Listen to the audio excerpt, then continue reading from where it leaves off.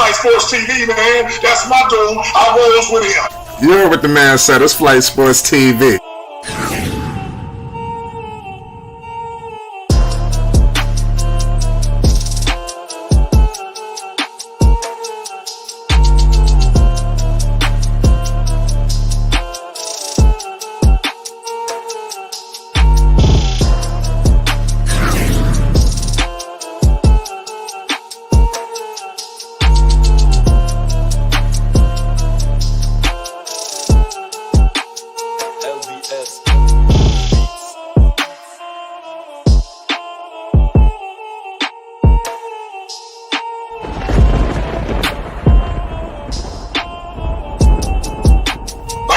Flight Sports TV, that's where it's at.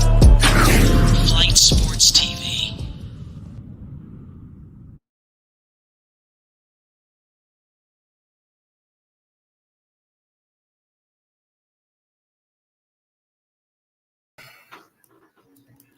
What's going on, people? It's Flight Sports TV. Listen, you see what's going on with Coach Prime, Deion Sanders, and the Colorado Buffaloes. Deion Sanders is having himself one hell of a day. You know, if you know what I mean, it's definitely not like we're accustomed to seeing. The Oregon Ducks are getting extremely physical with Colorado. I know a lot of people were waiting on this situation, and I want to see how people just view the whole ordeal. Now you have adversity. They have finally struck at the door of the Colorado Buffaloes. It's been smooth sailing. It's been one party. Let's see. I don't know if it's even possible for them to come back and win this game. I don't want to start talking crazy. Is the score right now is 0-35. This is a complete debacle. I just got to keep it all the way 100 with the people. Now a lot of people are going to critique Deion Sanders. They was just praising him an hour ago. So you're going to see people true colors. Colorado, like I said, a lot of people knew that what their work was going to be cut out for them. You had two hell of a good teams coming up in Oregon and USC, and you see in firsthand Oregon trying to put a hurting on this team. You heard the coach letting it be known. He violating too. He straight walking them down and violating at the same time. The man is whooping the Colorado Buffaloes ass, talking about they chasing clicks, we chasing wins. We ain't satisfied yet, this, that, and the third. So, I mean, you see the energy the Oregon Ducks is giving off. So they letting Colorado know it's levels. And we seeing it firsthand. Can Colorado, it's no moral victories, but let's see if Colorado can make something out this game. You know, can they scare this team? Can they cut it? Can they cut this lead? You know, when it's all said and done, maybe it don't look as bad as it started. So there's a lot of different things that Colorado could do besides lay down and let Oregon continue to walk all over them. You know, but you got to give credit to Oregon. This defense is definitely electric. We knew what time it was when their names was called, when Oregon was going to pop up. So let's see what happens. I repeat, the score is 0-35. How the hell is Colorado going to survive this game and come back? This is wild. You know, this coach for Oregon. Oh, mind you, you got all the Portland Trailblazers out there, minus Damian Lillard. But, you know, I've seen a couple of guys right now. You see Shedeur speaking, you know, with coaches. But, yeah, you're seeing Scoot Henderson. You're seeing Anthony Simons. So everybody is in the building in Oregon. You just had Colorado. They're kicking it off. Oregon got the ball back. Oregon, I'm telling you, they're wilding. They're trying to put a statement on Colorado. How far are they going to take this game? What, they're going to go 60 and it's going to be 60-0? I mean, seriously, what's going to happen? It looked like somebody just got hurt too for Oregon. That was a hard ass hit that my man just got hit with, and then now he's down. We got a commercial break. This is an unbelievable game going so far. I knew that Colorado was going to be in for it. It says, yo, East Texas tapping in. Shout out to everybody. Shout out Bumpy. Salute to everybody all over the world that's tapping in with Flight Sports. Make sure you subscribe. You know, the Buffaloes are in trouble. Let's see what happens. You got to believe, you know, and that's some of the things that Coach Prime, Deion Sanders preaches, but one you can't play games right now. Oregon is just laying the smack down on them. What the hell are they gonna do now? Where the celebrity friends at? What the hell is going on? But I'm telling you right now, you're gonna see a lot of hate come out right now for Coach Prime, Deion Sanders. Let them fall, and lose. People already upset. About the Jackson State situation. People upset about this. You got people holding in their frustration who won't even unleash it. A lot of people are pissed off with Deion Sanders, but still won't expose the true hatred that's hanging in their hearts. They're just holding on, but sooner or later they're gonna unleash all of the hate, or everything's gonna come to the light, and we see it in firsthand. But let's see what Shedeur Sanders could do, and this is gonna be good film.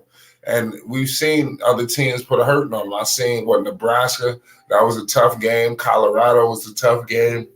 You've seen him figure it out, but you've seen something on film that maybe a team like Oregon could exploit.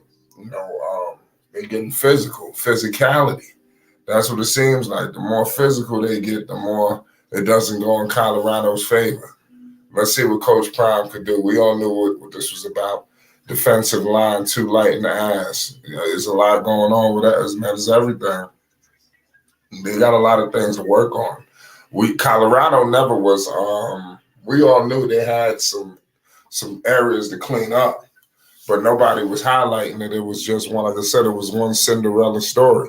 I've always been the one to let everybody be known that this Colorado party that everybody's just loving.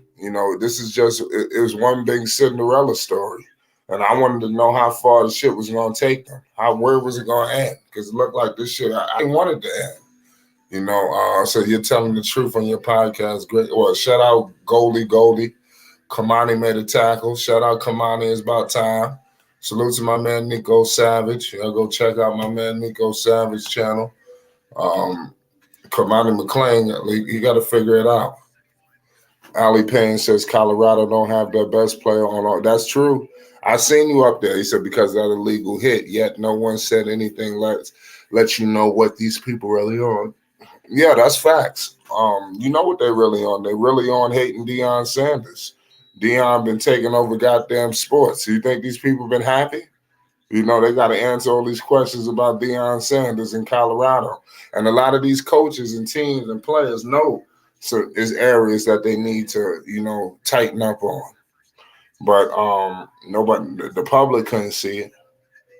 But Travis Hunter, I'm not sure if he changes everything that happens here. I mean, sometimes you just face a team that's better. And that's what's happening now. You look at this crowd, they greened out. Like they ain't come to play with Colorado. Give credit, man. They wasn't even supposed to win this many games. This man just ran the Colorado, the Oregon Ducks, they just went on for a couple of yards. Their running back just got loose. And so you got Bo Nix out there doing this thing. This game is definitely lacks competitive spirit for whatever that is. Good pass. Bo Nix still out there making big plays. It's 35-0. It's crazy. So this is a tough game. Like I said, take him to the woodshed. Bo Nix, the first player responsible for 55-plus touchdowns at multiple schools. That's big time. So let's see what happens. We're in the third quarter right now. The score is definitely lopsided. And man, I ain't gonna lie, Oregon making all sorts. They just carving up this defense that everybody knew was shaky. I think everybody here let it be known that Colorado's defense was definitely lackluster. That's why you heard Deion Sanders. It was Shiloh was asking him, "You gonna put the defense back on the field?" And he was definitely reluctant to do that. Oh shit, that was almost a touchdown right there. I ain't gonna lie, they trying to violate Colorado.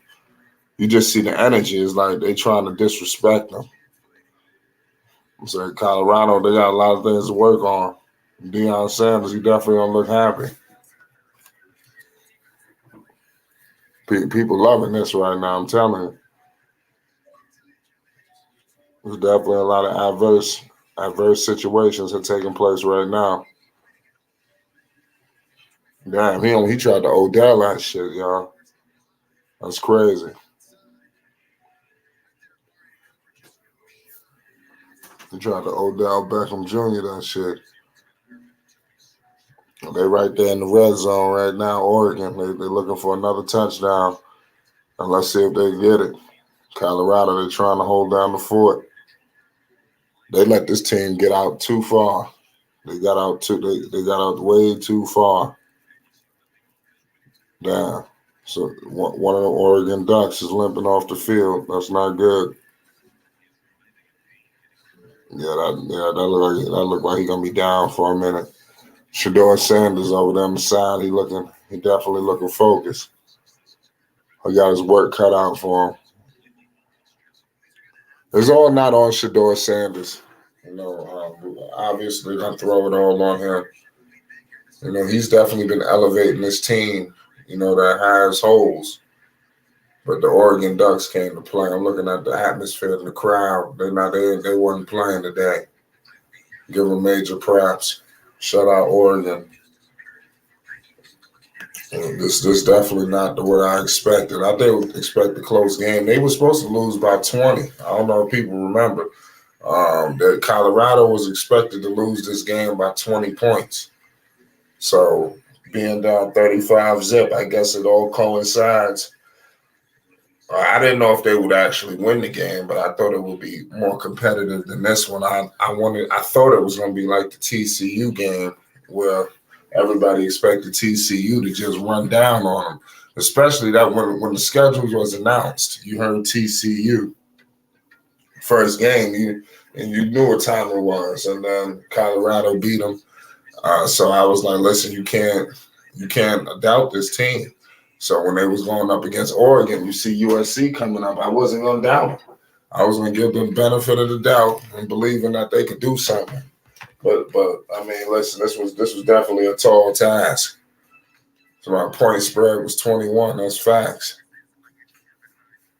Ali Payne says, so tell me this team, Chris, is Bo Nix an NFL quarterback, or is Irvin 14 tall wide receiver the reason Oregon's good?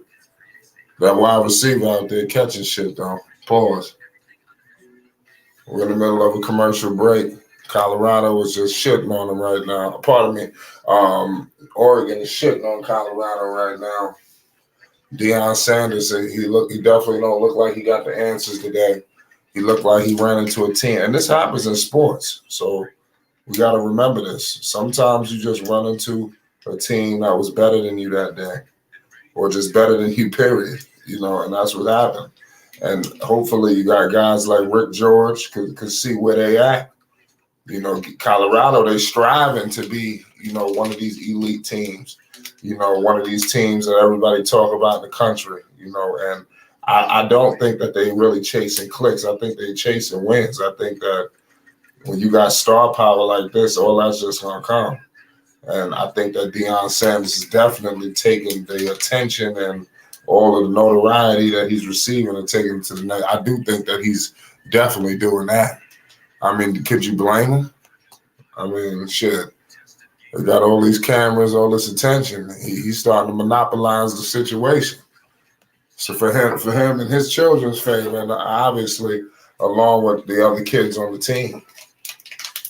So give him major props. But Travis definitely would have been elite in this game. This game definitely lost some star power. When I heard Travis was going to miss this game and USC, it was like, oh, man. Because you got a guy who can make those kind of plays. Travis could change the game. He could really alter things. But I don't know, 35-0. It just looked like his team was just better. Sometimes we got to just pay homage, shake the other team's hand, call it a day. Or let's see if Oregon gonna get this touchdown. They're 2nd and goal right now.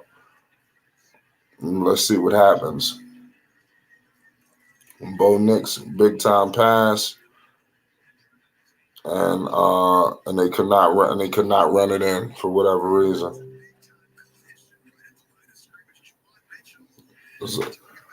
35-0. Great game going so far. Chris Williams says run play. Think Ole Miss gonna beat Bama. We're gonna find out. There's definitely some good games going on right now, all over. You had a big time game this morning. All this. Let me know your favorite game going so far, and let me know all the hate that Coach Prime is about to receive. Because I think this hate that Coach Prime is going to receive is definitely people been waiting for this. That's all I can let you know, man. So it's definitely going to be a situation where you're gonna see like, oh man, it's just gonna come out through the floodgates. The hatred is gonna come through the floodgates, because people don't like the way Coach Prime been moving. But a lot of people been holding their tongue on the matter. So it's gonna be funny now to see everybody just unleash. Could you imagine what it's gonna be like Monday morning with Colorado? All the Deion Sanders memes, it's crazy. All of this is about to start coming out. About all off one loss, but it's one game. Let's see what happens. If they lose this game, they lose the USC, but they beat or they pretty much look good against everybody else. I don't think there's any problem with this. We all know that these teams are just better than Colorado, but we just gave them a puncher's chance because of Deion Sanders, the way Shedeur is playing. Do I think that Bo Nix is better than Shedeur Sanders? Absolutely not. Like I said, this team is a complete Oregon. You're seeing a complete football team right now. And Deion Sanders, they got a lot of work to do. They got issues with players coming into this game where he had to sit motherfuckers down. There was a lot of shit that he had to do. So just we all got to remember this. So pay homage to Coach Prime, Deion Sanders, y'all. Just a minor setback. Let's see what happens. Let's see how this game turns out. If he can close the gap. Like I said, I ain't going to go crazy and say they're going to win. Florida State beat Clemson in overtime, too. USC is versus Arizona State tonight. For anybody that's interested. This is Bo Nix took it personal. Yeah, all this personal shit. I ain't gonna lie to give credit to the Oregon coach. He definitely got that energy. Like he wanted to put Deion Sanders on notice. They're gonna be talking about that dude. That dude done made a name for himself. Oregon was ready to play today. You should see the crowd right there. You got the mascot over there doing push-ups. They ain't fooling around out there. They came out to shit on them. The score is 42-0, y'all. This is sad. This hurt. This hurtful. They not done. I want to know how far they gonna run the motherfucking scoreboard up. How far is the score gonna get ran up, y'all? Or Colorado is about to get the ball again. Let's see what Shedeur could do. I don't see. Are they gonna get a touchdown? Or are they gonna shut them out? This would be a dirty shutout because look at the score. Man, 42-0. There's no way to slice this shit, y'all. It is no way to. You can't sugarcoat this. They're getting hurt. They're getting beat down. So it's going to get ugly next week too. Well, I hope not. I hope that this is just something easy. So the mascot does. Yeah, this is sad. This is sad what's taking place right now. Chris Williams. He's going to be doing push-ups all night long if Colorado can't do shit. Defensively, offensively, let's see what Shedeur could do. The offensive line is shaky. They getting the Shedeur Sanders, I'm telling you. They got this dude trembling and pocket, unfortunately. It's like he just got to rush and make a quick decision. He had to do that shit all for the past couple of games, but it ain't no time right now. Oregon's defensive line is just bull rushing them right now. They're gonna have to protect this dude, Shedeur Sanders. This shit don't make no sense. They're gonna get this dude hurt if they don't do something. The running back got up for a couple of yards, but Shedeur got to do something. I think you got to make a big time play. Like I said, it's to the point now where you just got to do something because they trying to shut them out. Like they're trying to give Shedeur absolutely nothing. That's what's happening right now before our very eyes. They're trying to rip this game from Shador. Oh my goodness. Shador just got sacked. They're not playing with Shador. I'm telling you. They're going to be kicking this shit back off again. Yo, Shador looked like he walking with, I said that. He walking a little ginger. I'm telling you, they're going to get this dude hurt. I'm telling you, if Colorado, if they don't fix this line, this dude is going to get hurt. Like they just say he don't even got a chance. This is sad right now. Deion Sanders gonna have to pull off one of them speeches again. Something gonna have to give. Something ain't right. They're kicking the ball off. Oregon is getting the ball back. Oh man, to put another hurting on Deion Sanders and them. This is horrifying. Man, shout out my man Shador Sanders. He doing the best he can. 42-0. This is crazy, y'all. Shout out Chris Williams. Shout out Ali Payne. Salute to everybody in the chat. Shout out to everybody that's rocking with Flight Sports. Feel free to support us in the Cash App, the Super Chat, the PayPal. We got a lot of things coming down the pipeline, providing a lot of array of different sports. We're going live right now as we speak. We got the mighty Oregon Ducks laying the smackdown on the Colorado Buffaloes. Nobody expected it to go down like this. Chris Williams says to keep Shador from getting hurt, warm up the second string to finish this game is over. That is true. At what point does Coach Prime pull the plug? We know he's a prideful guy. When does he just say, man, listen, we get ready for next game? Because they trying to hurt this dude. That's what's happening. You got Colorado is trying to put a hurting on Shador Sanders. And they hitting this dude with ruthless aggression. It was crazy. They got to do that. That was a good call. I just with the assumption that Coach Prime, I thought that he would make a play or two. Like, let's say if Shador could go out there and get a quick touchdown, I think that switch shit up. Maybe they just let him ride it out. But you're right about that. When does Coach Prime just throw the towel in? I want to see what happens with that because Shador was just walking to the sidelines, kind of ginger. Walking off the field, pardon me. So that's something to monitor. The last thing you want is Travis and Shador Sanders. You might as well just call it quits. If you lose Shador Sanders, if you lose Travis, is over. Nobody was rooting for Colorado last year until Deion. Nobody was. That's true. That shows you the star power. Coach Prime, Deion Sanders. Nobody believed in Colorado. It was a joke. It was a fucking laughing stock of a damn school, especially on the football side. Yeah, he was. Shout out Chuck Morris. He was definitely walking gingerly. That's what I'm saying. You got to figure something out if you Deion Sanders. You can't have too much pride out here. You got to. It's over. You gotta know when to regroup and get ready. You got a big time matchup next week.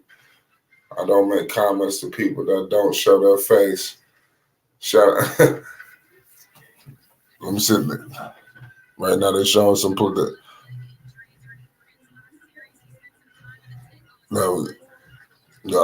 Oregon Ducks playing. You're going to get some X-rays. Something ain't right. Colorado is overrated. Oregon is too much for Colorado to handle. This is a blow. You're right about that. It's a blowout game. Colorado definitely was getting hyped, off those games. They beat some tough teams. But if they would have beat this team, I think that you would have had to take Colorado seriously. Oh, my goodness. Good defense right there. They finally put a little stoppage. Colorado got to put some hurting on the other team. They letting Oregon give out all the pain. That was a hard hit.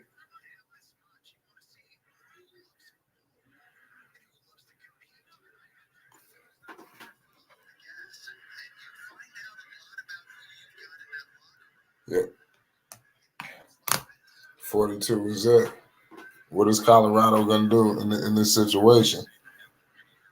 Facing the mighty Oregon Ducks. They was on social media last night walking on the field. Oh, shit. They finally sacked Bo Nix with some flags coming out. It looked like some frustration plays taking place right now, but this is what you got to do in this situation. You got to bring the energy. You got to bring the energy. Face mask. Colorado has too much penalties in this game. That's facts. You can't stockpile the penalties. But I mean, you got to do what you got to do. I don't think nobody's upset with him for that face mask. You got to do something. I mean, they shitting on you. What you gonna do? There's only so much. There's only so much you can take. We're in the middle of the third quarter. Time running. 42 to zip, ladies and gentlemen. 42 to zip. Wow. Bo Nix kicks it out. Couple more plays getting ran out. It's definitely looking crazy right now, I must admit.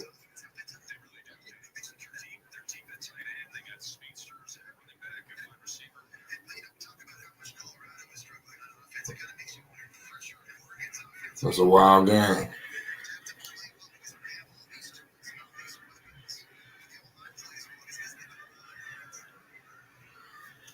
Crazy game going so far. Uh-oh. Oregon is getting more yards. Big time hit from Shiloh. That was a grown man hit right there. And the score is 0-42.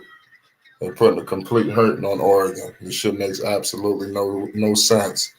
So Ali Payne says, if no one else will say it, I think NCAA needs to be investigated for not taking any actions for this Travis Hunter hit, which conveniently stopped the CU Buffs momentum this year. Yeah, it did.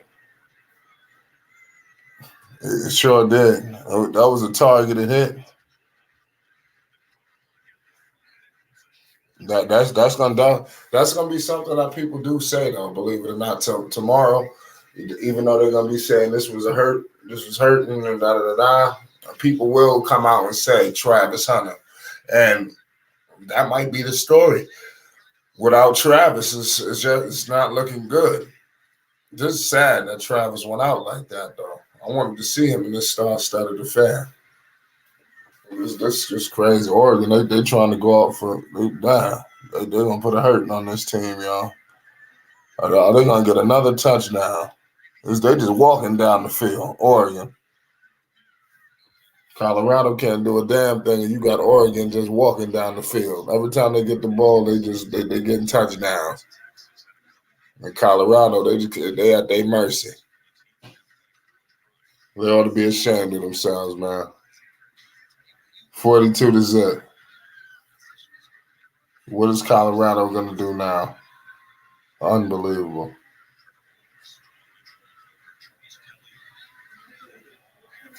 Oregon got the ball right now in the red zone. 3:40 to go. Bo Nix, big time pass. Oh, he dropped. Oregon just dropped a big time touchdown. That was a drop on their part. Yeah, they gonna shit on them, man. This is crazy. How they gonna do them like this? This is they going for it on fourth.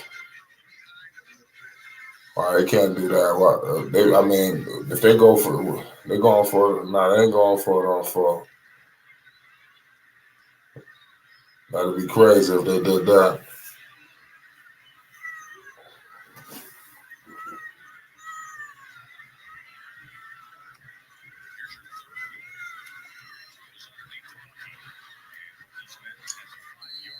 I mean, like I said, there's nothing that Colorado could do. Deion Sanders is getting hurt. It's period.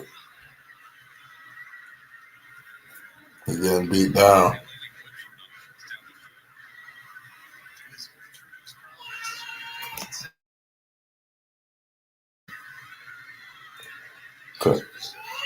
Colorado, man, what they gonna do?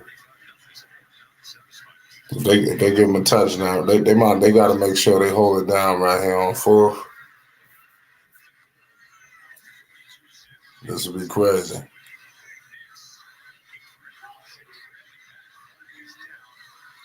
It still almost got the damn touchdown. We got 100 flags. They're gonna make Deion Sanders lose his mind. But the holding came on offense.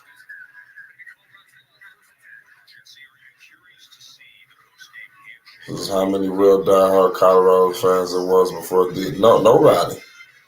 You got to keep it 100. Everybody ain't no diehard Colorado fans. You have diehard Deion Sanders fans that would have traveled with him anywhere. Wherever he went. It just happened to be Colorado. If he would have went to a school that everybody would have loved, that everybody would have followed him there. If he would have stayed in Jackson State, everybody would have been kept going and following him there. So the main situation is Deion Sanders. We keep getting it all mixed up with everybody else and different schools and stuff. It's Deion Sanders. So nobody was Colorado. I don't think anybody was checking for Colorado. Forget about fans. I don't think anybody was concerned about anything that the Colorado was doing. Nobody.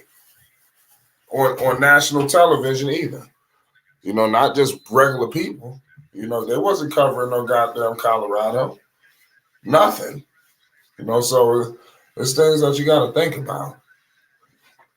Why these people don't understand is bigger than being a diehard Deion and CU Buffs is a microcosm of American society. That you getting even deeper. Shedeur Sanders finally using his legs. Better run out of bounds because they trying to violate. You don't know what they're going to do to him. Shedeur holding that left leg. Better monitor that situation all night. Shedeur on that left leg. 42-0. Got $1:57 to go. I think in the fourth quarter, you should think about letting Shedeur relax because if Shedeur get hurt, it's not going to be a good look, especially if it happens late.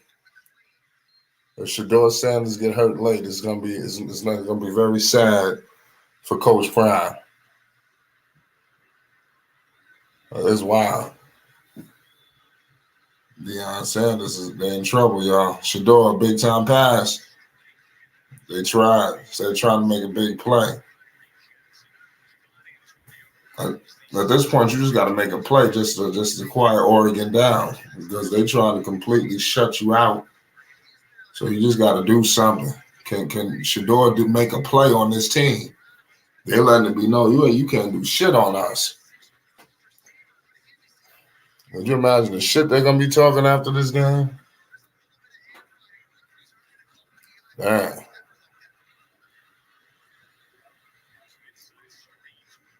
Yeah, they're 2nd and 20. That's crazy.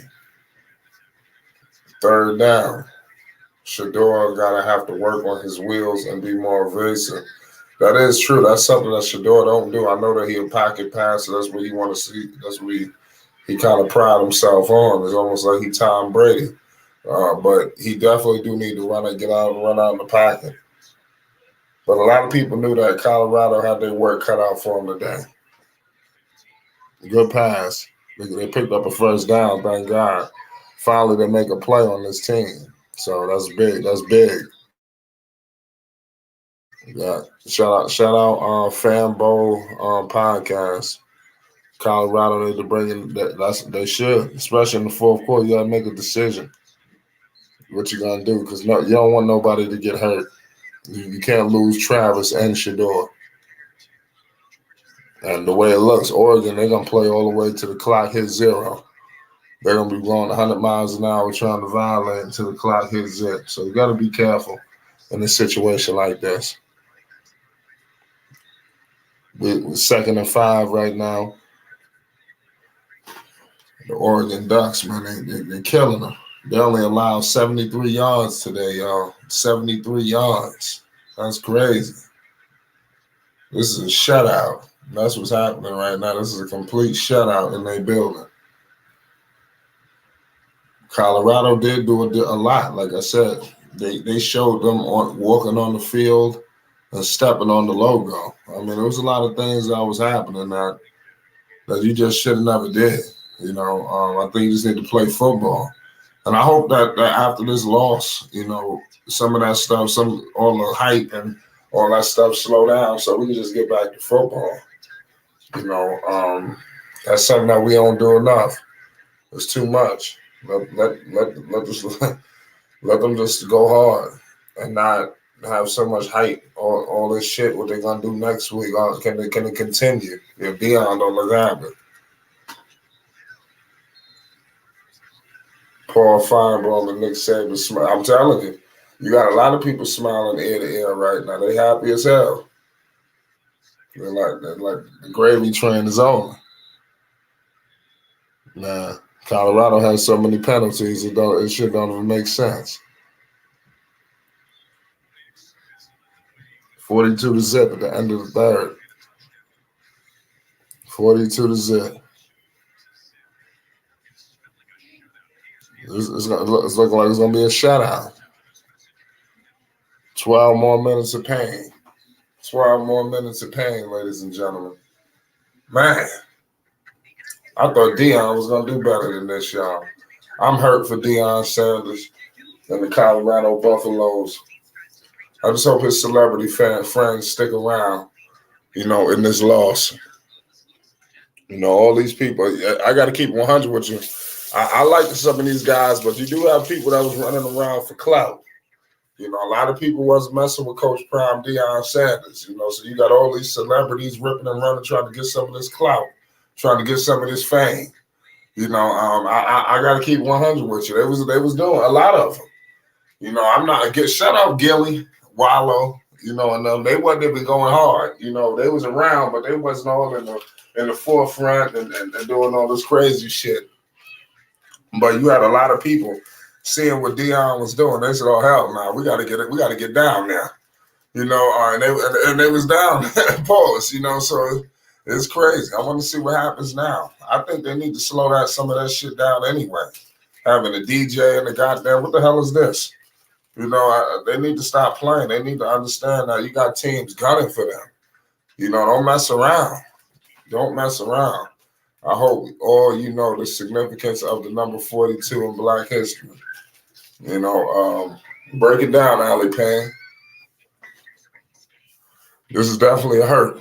This is a hurt that's happening right now. You got fourth quarter football coming up. What the hell is Coach Prime and Deion Sanders going to draw up? Is he going to pull Shedeur Sanders? That's what he needs to do. I'm going to keep it real. How many people feel like he need to pull Shedeur? I would just pull him out the game. I will pull him out the game. Yeah, definitely not on the field. Yeah, they be having DJs and shit in the back and all this. They need to stop that. All these people flying in and out, coming to the game. They need to get focused, especially with USC coming out. They need to get focused. They got USC coming to your building. Let me tell you something right now. I don't give a damn who the hell was coming to the building. They can't get shut out, in their next game. So they're gonna have to play USC with a lot of heart because they cannot go down, 0-70, like what could happen today. Oregon, they trying to shit on them for real. They trying to run this scoreboard all the way out. So it's gonna be interesting to see. We're in the middle of a commercial break. Let's see what Coach Prime is gonna do. I think that's gonna be the $1 million question. Knowing his competitiveness, he's gonna ride it till the wheels fall off. 12 more minutes of pain, definitely. It's gonna be 12 more minutes of pain. Pause. That's what's going on. They just walking down the field. Oregon ain't fucking around. They getting the ball. They walking down the goddamn field. They might as well just stop playing. The way they're going down the field, they dancing this shit on the sideline. They really having the party. Look at these people in the building, in the crowd. I don't ever see much Colorado. Oh hell no, they out there dancing. We should see this shit. 42-0. Good God Almighty. They out there running for their life in Colorado.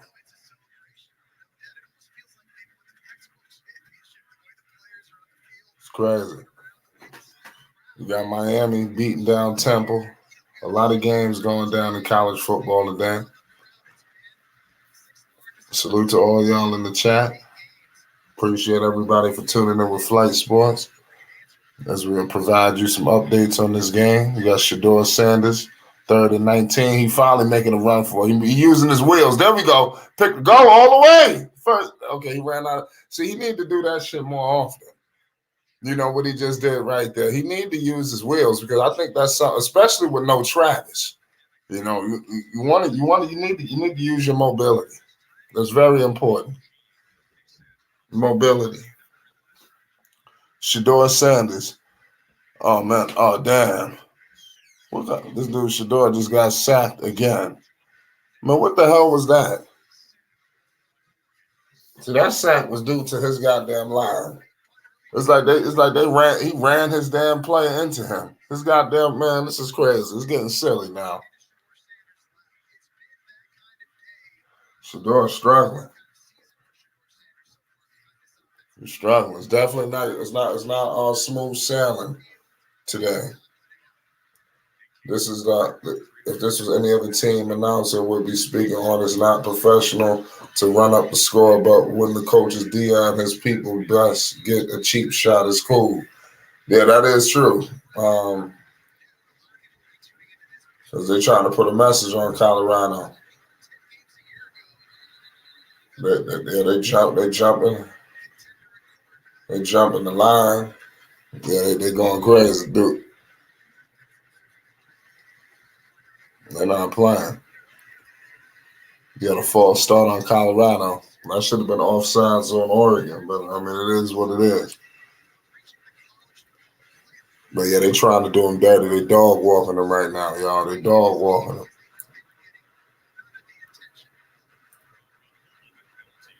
Crazy. Colorado, they got to get on themselves too. All these penalties, man, it didn't help them. You can't give up this many penalties to a team like this.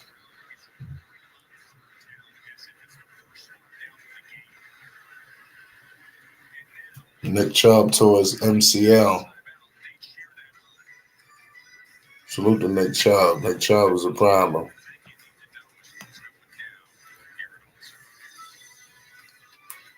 .42-0.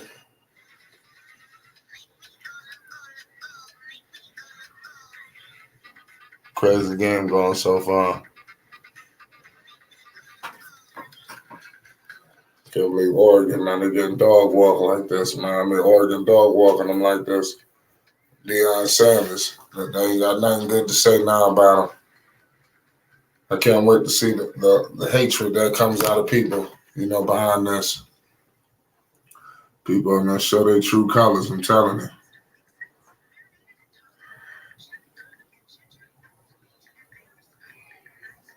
So there's a lot of good football on today. Too bad Deion and them couldn't win. I think this would have been the biggest win. You know, nobody would have believed this one. There would have been no way to believe this. No way to hate on this either. All you would have had to say was this dude Deion Sanders ain't nothing to mess with. They've been saying he the best college. Just a few days ago, he the best college football coach. Knowing that he was going to be going up against probably his hardest game of the season.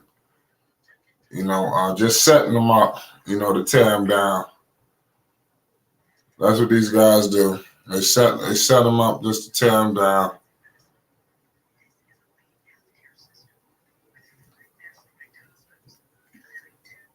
Salute to everybody still want to be rocking with Coach Prime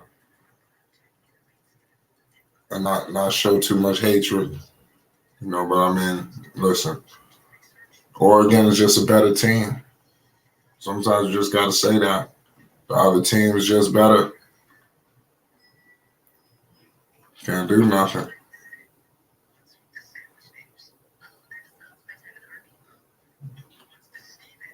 Shout out all y'all in the chat. We're in the middle of a commercial break. Oregon ain't come to play. They coming to make a statement. You got the coaching staff not playing around. We got ourselves a crazy game. Survival. That's the mentality right now for Colorado. Can they survive this situation without continuously looking horrible? Because Oregon trying to make them look bad. It says, Ali Payne says he about to be protested. After this, I'm protesting college football because they did nothing in defense of Travis Hunter. Yeah. It was like they just let that shit ride. Yeah, they definitely need to monitor the situation with Colorado to make sure that people ain't targeting them due to the frustration. You can't target them. So I'm with people on that. This is a sad day, though, if you're a Colorado fan. This is not a good day. This truly hurts. Too bad. Better luck next game. The Colorado just called. What the hell they calling the timeout for? Oh, okay. I'm saying, well, this game is over. They need to come out with a throw in the towel, especially when the score getting this bad. I think in all sports, I think in NBA, if you down 30, damn man, I think it's time it's over. We've seen teams come back from 20, but 30, 20 is over too, but 30 is really over. And football, like this over. You should be able to throw in the towel, everybody get the fuck on and go home, because there's no way they're coming back.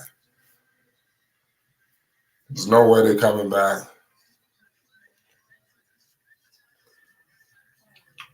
I don't think Shador want to come out the game either. That's another thing. Deion and Shador having a conversation on the sides. Another shutout. They can't do anything on offense. Colorado not having a running game is an excuse. Low key, yeah. It's bad. But right now you're gonna see all of the errors, right now because they losing. So of course you're gonna highlight all of the bad. You're gonna everything that they was lacking that nobody gave a shit about. Now you're gonna see everybody say, "Oh my God," shout out my man Coffee. He says Deion and the Colorado team are still absolutely amazing, as it always good to face adversity early in the season. Specifically without one of your star players, Colorado will keep winning this year. That's what I'm saying. People are upset about the Travis Hunter. Hopefully now people bring more attention to the Travis situation. Because right now you got Oregon, they running up the score on Colorado. The game is over. They got their starters in. They clearly making a statement. You have all of these teams targeting Colorado. But like I said, Colorado, how smart was it for the Buffaloes to go out there and show them on the field of the Oregon Ducks yesterday, and just walking all in the center of the field? It wasn't a good look. Especially if you are an Oregon Duck, if that's your team, you wasn't happy about that. And like I said, this game brought out all the stars. You see Scoot Henderson, you see all the Blazers out there. Everybody but Dane. I seen everybody but Dane. This is put your pride aside and pull the QB. Yeah, listen, if Shador get hurt, this is gonna be even worse on Deion Sanders. He gonna make the situation gonna get 10 times worse. So let Shador get hurt. It's over. And Oregon, they ain't fucking around. Did Oregon take out their guy? Yeah, Bo Nix ain't even playing. Yeah, they sit Bo Nix. So let's see what they're gonna do with Shador. What is he gonna do? He said, "Man, I'm still everybody rocking with Prime." It says, "I'm still rocking with Prime no matter what. You win some, you lose some, man. Jordan, the greatest, he lost. Get focused next week." That's true. Despite next week being a tough game that people feel like they're going to listen. Number one, a lot of people have Colorado losing these two games anyway. So I know that is a complete shocker to a lot of people that may feel. But people had them losing these games. These teams are clearly better. It is what it is at the end of the day. But what Colorado has done is they've put themselves in a situation next week they cannot get shut out. They better put something on the board against USC. They better make this shit a game. Because if you get broke up, beat down, shitted on your home field after getting just trounced, man, I don't know what to say. They need Travis Hunter, man. Travis could have made some plays to shift some shit around. The ironic part is everyone was eating off this Deion CU Buffs football viewership will return to normal. Just remind you they care more about imaginary than money, and don't you forget it. Now, Deion's still going to listen, as long as Deion Sanders, Shador is out there in college football, they're going to get clicks, just even if they lose. Trust me, they're going to get clicks. People going to want to watch the game.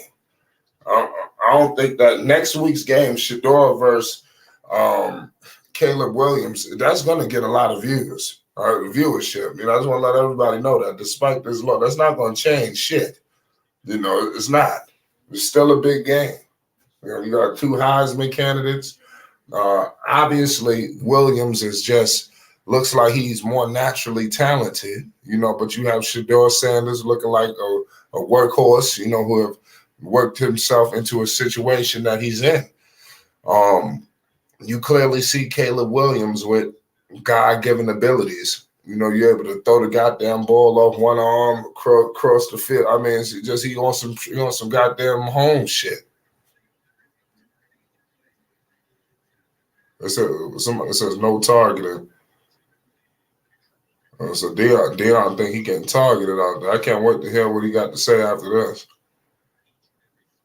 It's a rebuild. I know Prime sold. He want to win now, but man, they playing some hell of a teams. Last 3 games was tough. They need more than Travis Flight did. I did say that. I mean, I don't think that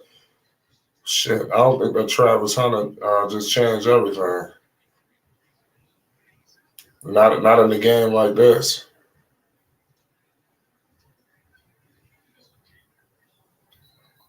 Travis don't fix it all.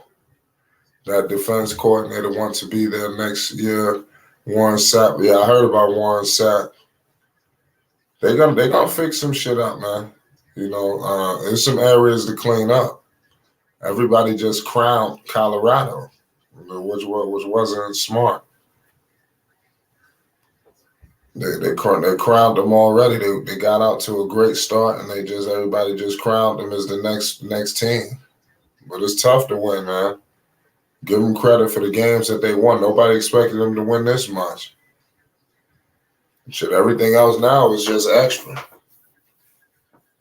They just need to keep going hard. Give credit to this Oregon team. These were 2 undefeated teams today. 2 undefeated. Yep, you got USC next. You got Arizona State. So you got Stanford, UCLA, Oregon State, Arizona again. You got a lot of big time games coming up. I want to see what they do with Shador Sanders. Like I said, Oregon pulled out their starting quarterback. They got the backup in the game right now. So if the backup start making plays, this is Ty Thompson. If he start making plays, Lord have mercy. I really wouldn't know what to tell you. You got Oregon, they laughing and joking on the sides.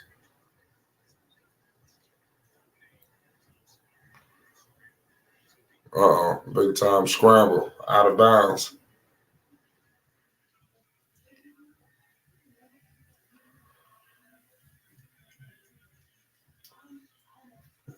Looked like Colorado was getting back on the field. Shutout devastating. Says I'm still supportive. Prime is the single only reason that is true. That's what I'm saying.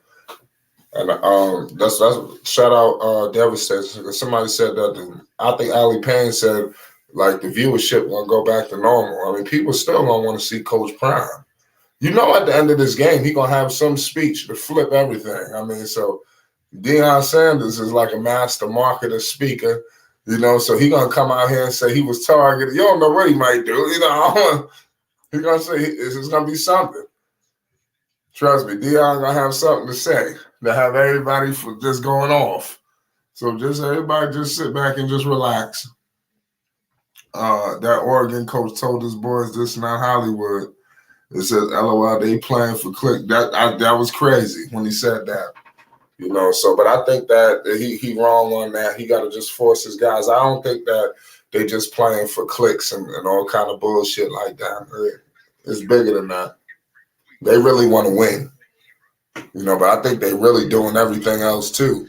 And I think it's going to be a balancing act of Coach Prime. That's what I want to see what happens. I'm going to see how many celebrities is on the goddamn field next week when they play USC. They need to slow all that shit down, man. You know, they need to get this. Not these teams ain't playing, especially now. It's like they're getting these teams complete undivided attention. They've been going crazy. They all over the internet. They just doing extra things. This is Flight Sports TV. Did you see the guy suing? No, I never seen any of that.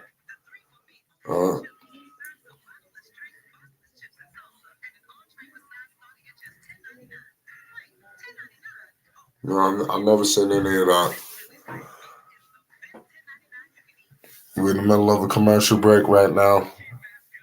Shador Sanders, Deion Sanders, they really could use that man Travis. That hit was crazy. And I seen Deion Sanders, he threw out a target. I think he challenged something, I think, for targeting. And then the referees came out and said there was no targeting. So clearly Deion Sanders believes that the defense is targeting his players. You know, so let's see.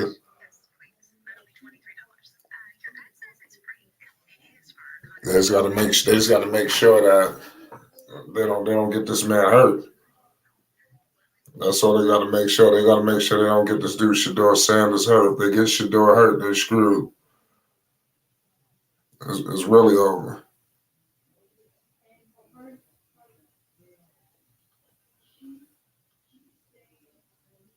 Oh man, I was about to say this dude right here is whoever that guy is. I'm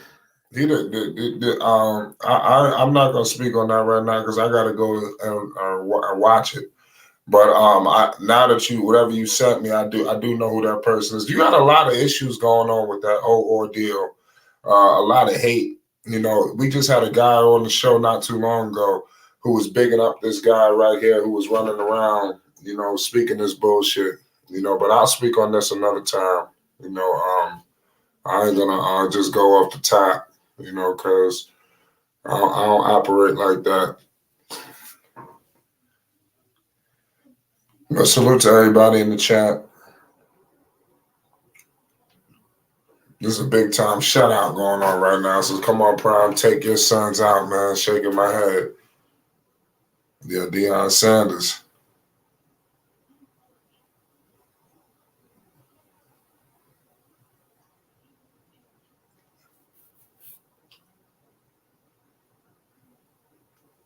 Yeah.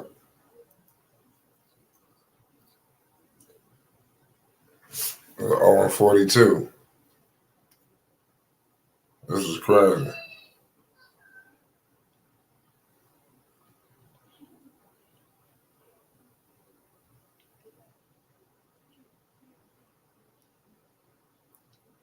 It's a crazy game going so far. Man, it's a complete shutout. Was that a safety?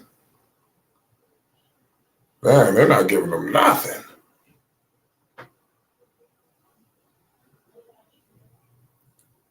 Man, what the hell are they gonna do? What in the hell are they gonna do?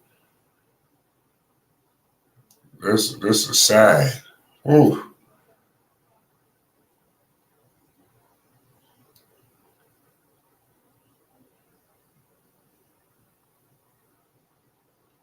Yeah, I would take Shador Sanders out. I saw Terrell Owens just shaking his head. Ain't gonna be no miracle stories this time. Last week you heard about they thought it was over. Everybody was quiet, and then out of nowhere, everything started going good. Shit ain't gonna happen like that this game, trust me. They put themselves in a true bind. This is sad.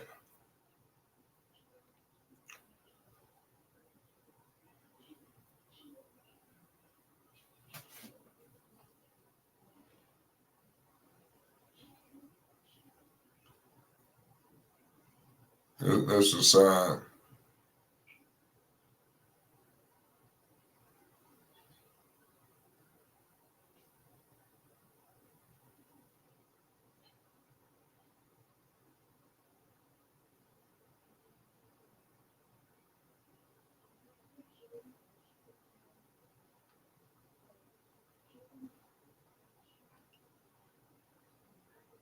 Wow. This is a crazy game going so far. I'm just looking at this is sad. The game is completely over. I just want to let everybody know that it's really time to just call it quits.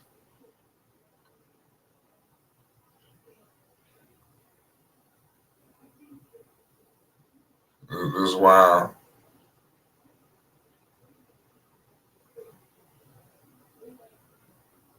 And they gotta get their shit together, man. I'm just looking more and more. This is a sorry ass game for Deion Sanders and the Colorado Buffaloes. They got a lot to work on. You got Texas and Baylor coming out soon. Shout out Devastating was good. Right. What's up? Now, what's your thoughts on this game, man? This shit is crazy. My thoughts? Yeah. Shador is taking this personal. He doesn't want to walk off the field with no points. So this is personal. So I said, but I mean, I understand. I agree with your assessment. Yeah, take him out. It's over. Hey, I'm with you though, Shador, and I said that. I don't mean to cut you off. I said Shador don't want to come out the game. Right. Yeah. That's the problem. He don't want to. No, I was the same way. Hurt, game blowout. Man, I just want to stay in there and at least get something, man. Give me one more lick before I get on the bus, you know. Yeah. He just want to get a touchdown. I understand. They probably good for a psyche to say, hey, I scored on y'all. Guaranteed knocked out of the top 25. Who said that? The ranking after this. Are you asking me or somebody said that in the chat?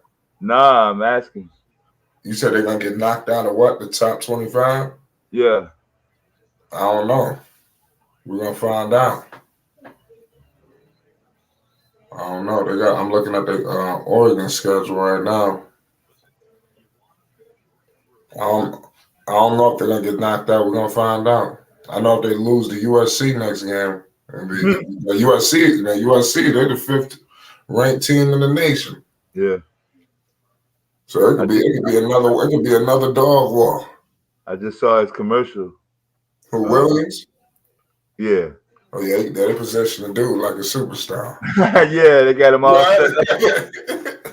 They're not in position to do right. Yeah, they got him all set up, man. Like, damn, y'all got it. They're setting Roger Goodell up perfectly. Like, what the fuck? He got his fucking cell phone charger already in his locker room and shit.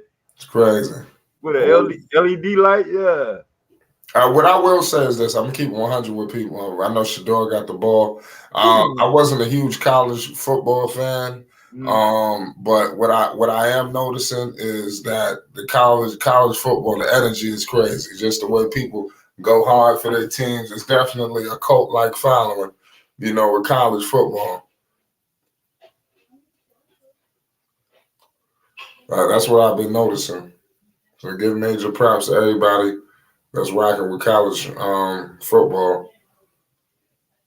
You got Deion Sanders in Oregon, 42 zip. Shador trying his best to get it and do something, put something on the board. It's 3rd and 4. You got the coach for the Oregon Ducks. They not playing. They on the sidelines, hunched over. They trying to shit on them still. They not playing. Yeah. You know, so it's a lot of it's too many variables happening at one time. Shador Sanders in the pocket. You better make a run for it, Shador. Stop playing. Oh, damn. We might as well kick the field goal. No, they don't Man, want to Shador field should have goal. just ran.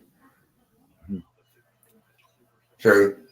I don't want to get into that point either. Like, he should have just did this. He should have did. That's wild.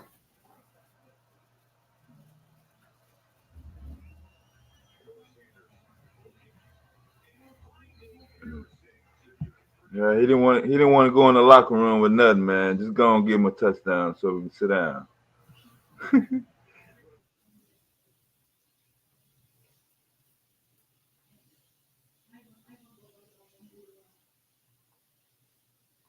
Yeah.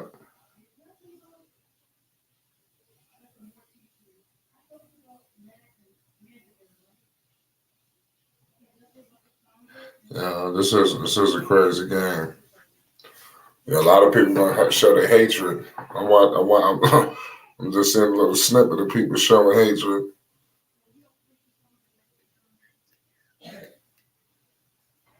They'll be all right.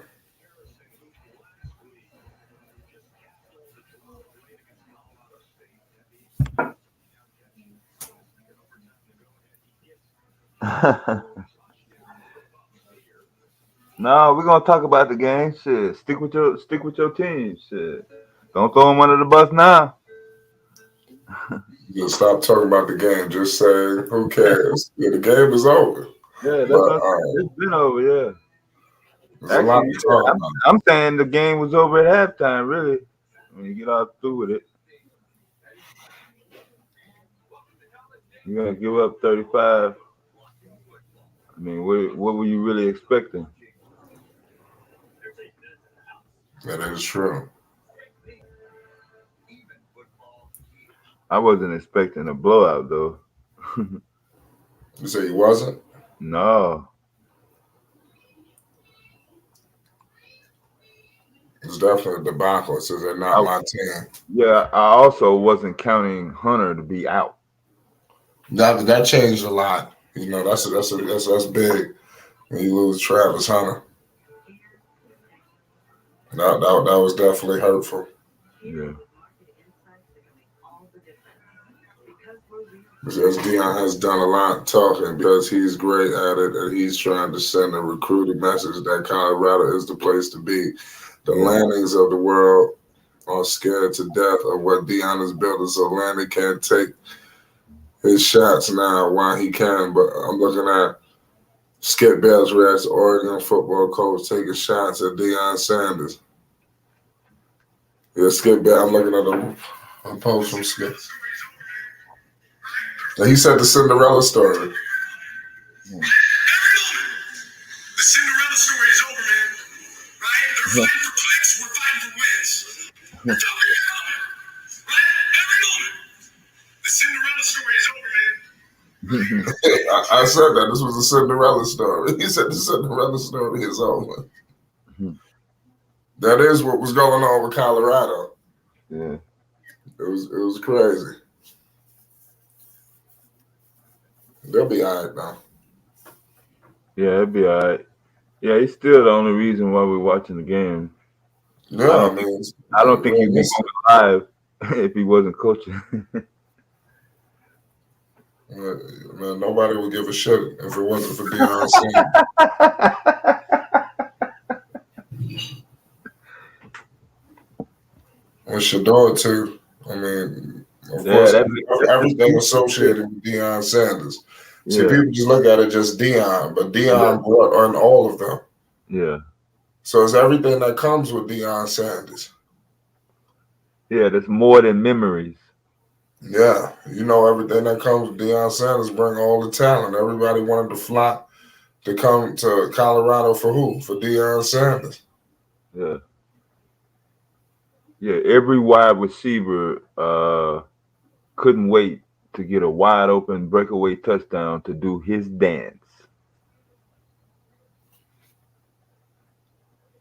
You said his dance. Yeah, everybody would start doing that. Most of the cornerbacks, he made. You mean the high step? Yeah, Yeah, that shit is funny. Fucking Shiloh was trying to do that shit last time. He made sure he did it. They yeah, would have ran his sorry ass on. yeah. He's wearing his dad's number and everything. Yeah, they don't like all that shit. Give major props, to them, man.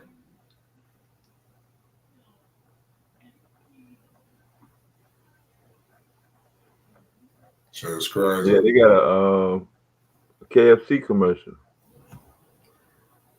Who got a KFC commercial? Prime and Shador. I saw that. Well, you just seen it? No, I think I seen it last week for the first time. Yeah, I think I made a video on that one. Yeah, he got a milk commercial too. Prime. He all over the place. Dude, Prime is a master marketer, man. They know what they're using this guy for. he Prime is got a big more spots. business. He got more spots than Chris Paul with State Farm. Well, listen, they got to strike the pot while it's hot. Man, They know what Deion Sanders bringing to the table. they running his commercials even in pro games. Yeah. He said even in pro games. Mm-hmm.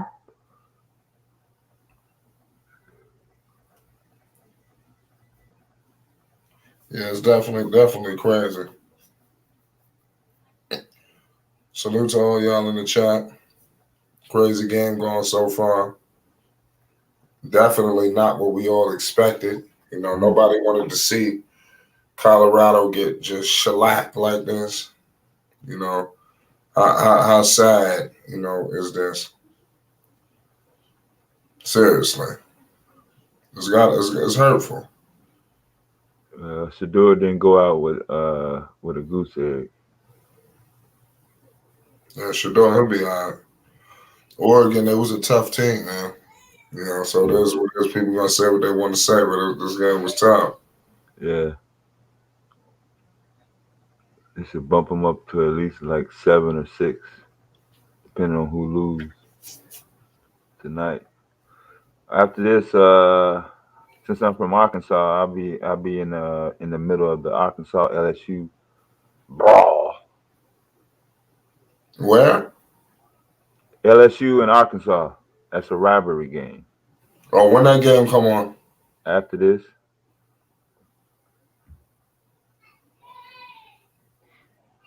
Our high school team played on Arkansas's field for the playoffs one year, like 80, 85. The artificial turf. Yeah. It was like pro. So we grew up in the country, man, dirt roads and shit. Next thing you know, we on a pro field. Shit, that shit was like, and it had because the high school, the field goals had 2 posts. Remember, in the day. Yeah, so that's how our field goals were, 2 posts. But the college had 1 post, just like the NFL.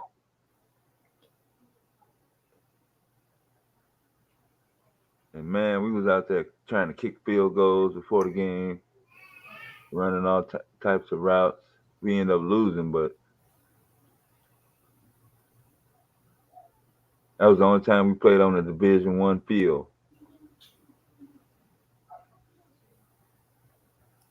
Yeah. Shit, I got my licks in.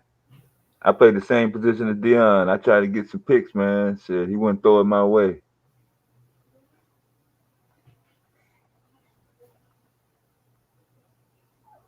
So I had to get licks in. That'll be well, you think how much hate Deion about to receive now? A lot of people got hot. They about to come out in droves now. Yeah, all the ones that was in the closet for the last 3 weeks, Yeah, they out now. You just played it's, the clip. Yeah, it's messed up. yeah, you just played. It ain't over though. Wait till by Monday. He gonna be the man. Ain't no telling what's gonna happen, bro. It's 2023. It's a different time now. Folks ain't scared to say what they mean. You know what I mean? Yeah,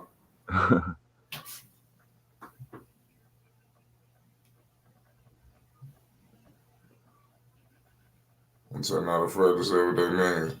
Yeah, no. So yeah, that is true. So at least they got 6. Shador scored. Yeah, he threw a touchdown. Good. Yeah. Yeah, I just walked away from the TV. You know what I'm saying? It's just getting done dirty. Yeah, he wasn't gonna walk. He wasn't gonna walk out the field with a blowout, bro. Did they try to go for 2? They blocked the field goal. Oh wow. The kicker lost his confidence. Oh Lord. You can't make this silly shit up, I guess, can Yeah. you? He said, yeah.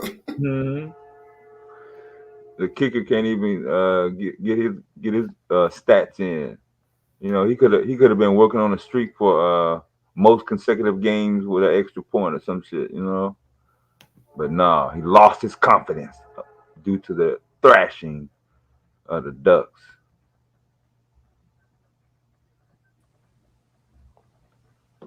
How far can the Ducks take it? The Ducks Like is this season? good, man. They will be in contention for the Pac-12 crown.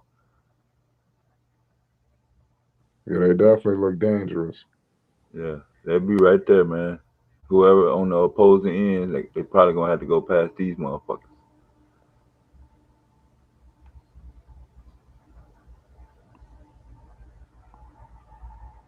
It says a duck can trash, can thrash. That is true.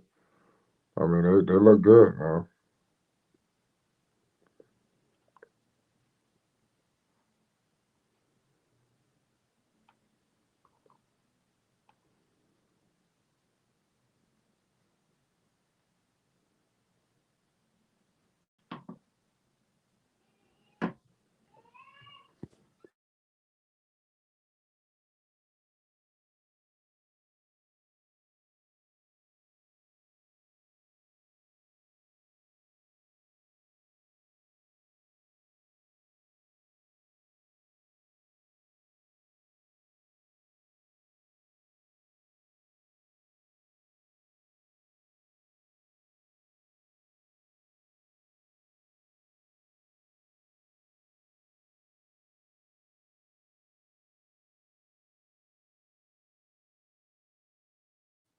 Yeah, shout out my man Devastated, man. This is a sad day, man. Yeah, he took the headphones off, so it's over now. He said it's over now. Yeah, Yeah, it's just good, but I think they just wanted to score.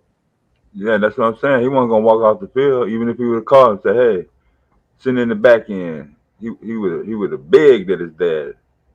Just one more play. So he didn't want to see that look on his face. So Deion said, "Shit, go ahead, fuck it." And give credit to Deion Sanders, man.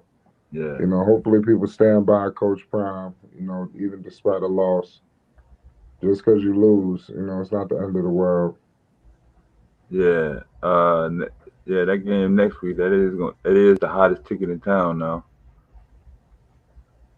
He says the hottest ticket in town. Hell yeah, on your home floor, national TV against the reigning Heisman.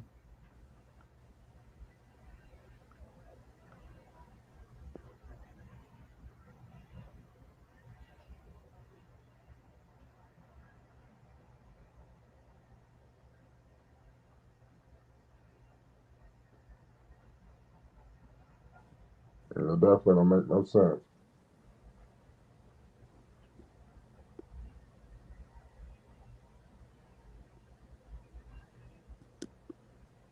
Mhm. He got his film crew like filming his documentary.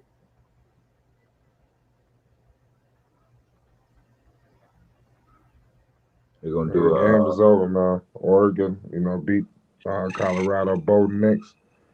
This dude, Bo Nix had 285 yards, 4 touchdowns. Shador Sanders, 125 yards and 1 touchdown. What do you think about this game?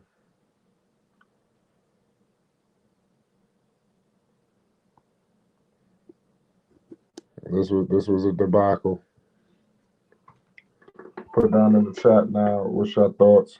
On this hurting that was just taking place by Oregon. Oregon just completely shitted on Colorado. There's no other way to slice, what has occurred. But it is what it is at the end of the day. I'm lost for words. I really am. Oregon just crushed them, completely crushed them. Where do they go from here?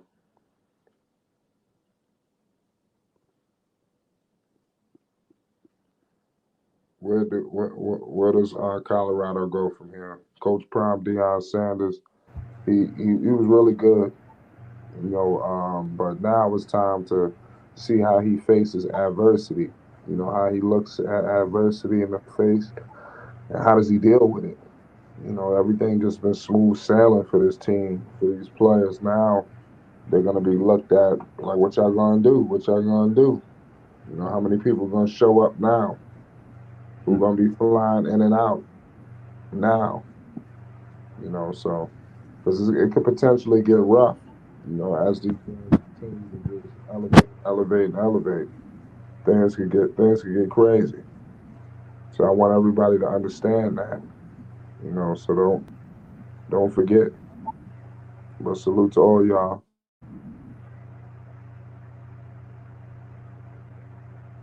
Later. my bad. I had background. No, you good. Just what about USC? Can you give them a shot?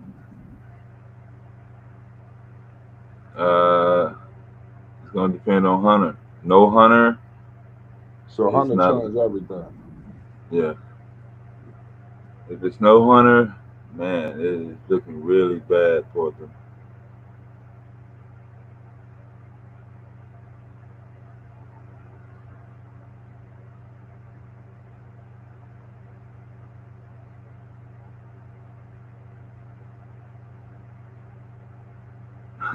You looking at that as a victory? Instead of 35, he only had 7, while not even able to score 7 themselves. Yeah, no moral victories.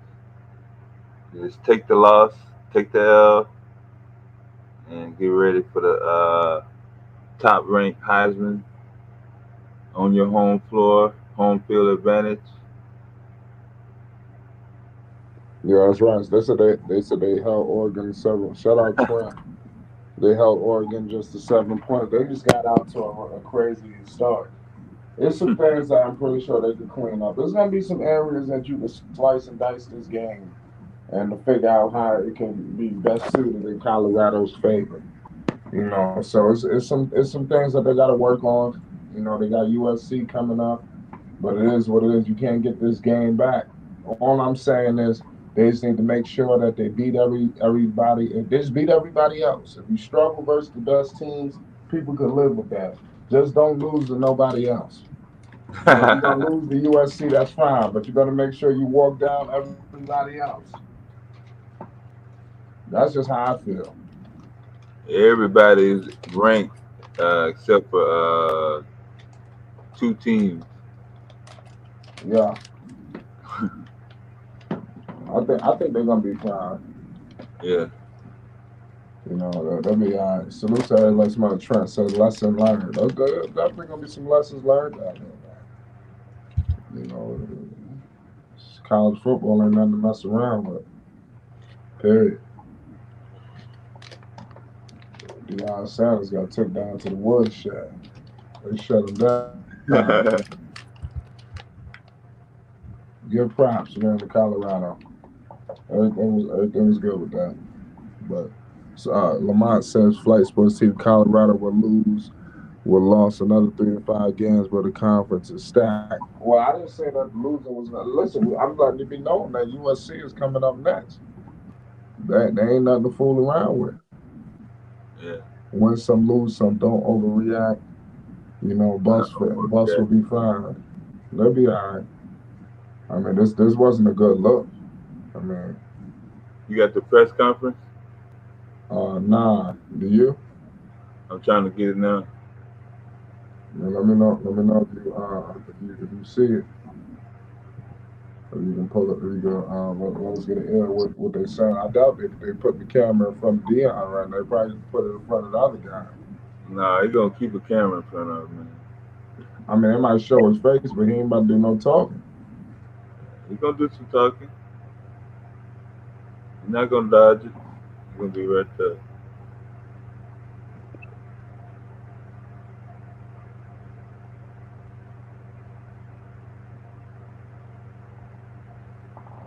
Yeah, this was definitely a wild game.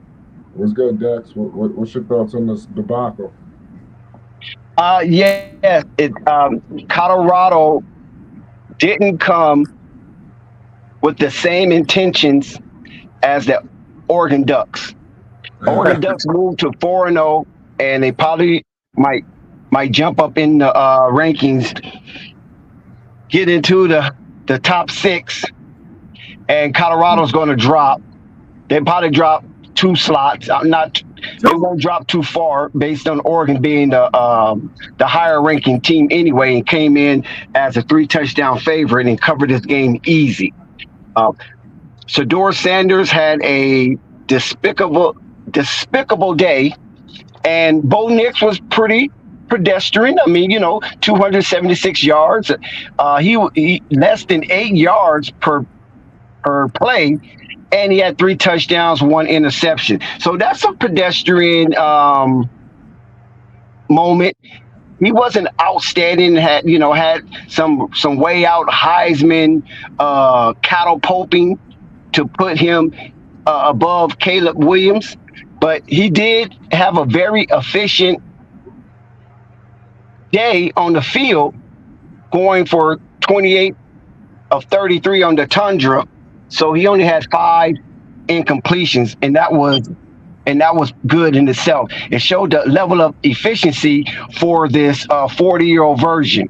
So Bo Nix come in as the most experienced player this season, having started his collegiate football 55 games.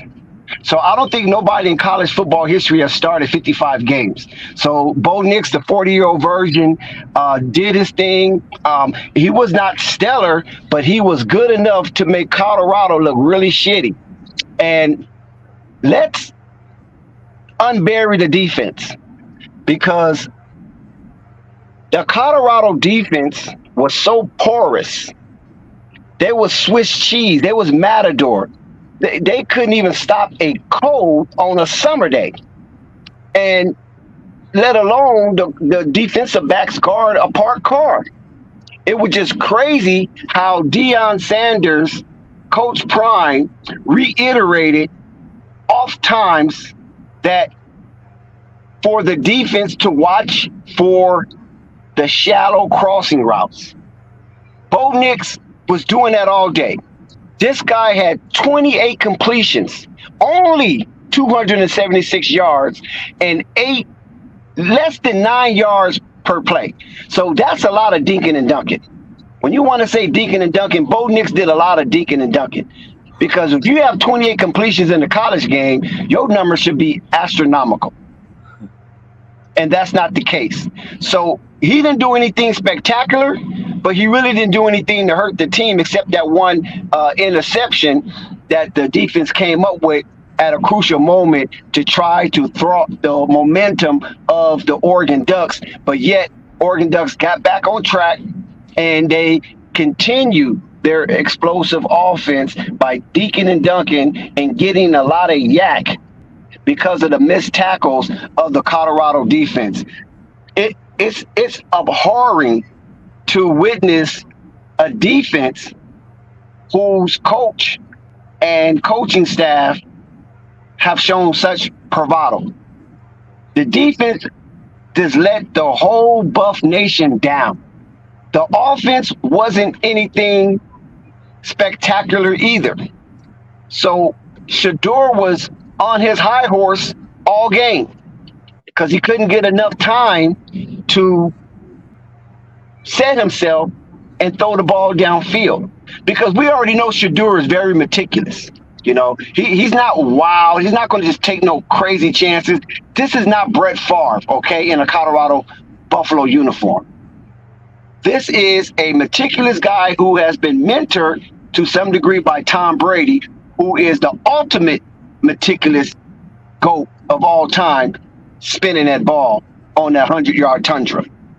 So Shador, double S, hashtag too legendary, stunk up the joint.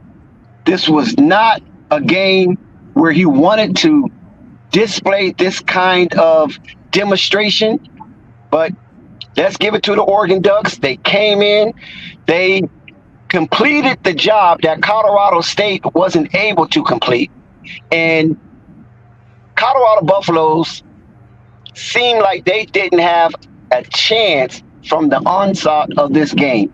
They was down 13-0 before you, 13-0 before you blink an eye. And then it was 19-0, and then they capped it off with a 2-point conversion. That's when I knew that Colorado Buffaloes was not coming back from this game. Because one thing about Oregon, they don't have no hell of a defense. They don't have a hell of a defense. Just Colorado have an emaciated line. Their offensive line is malnourished, as well as their defensive line is super malnourished. Because you saw these little scat backs running through the defensive line like if they was Henry from the Tennessee Titans. Shador did have a really good solid hit on one of the, I think it was a back coming out of the backfield on a swing play. And he had a really nice hit on that. But after that, I don't know. I didn't see any thunder from the Colorado defense. And this is what this what happens when you come up against this season gauntlet of the Pac-12 conference.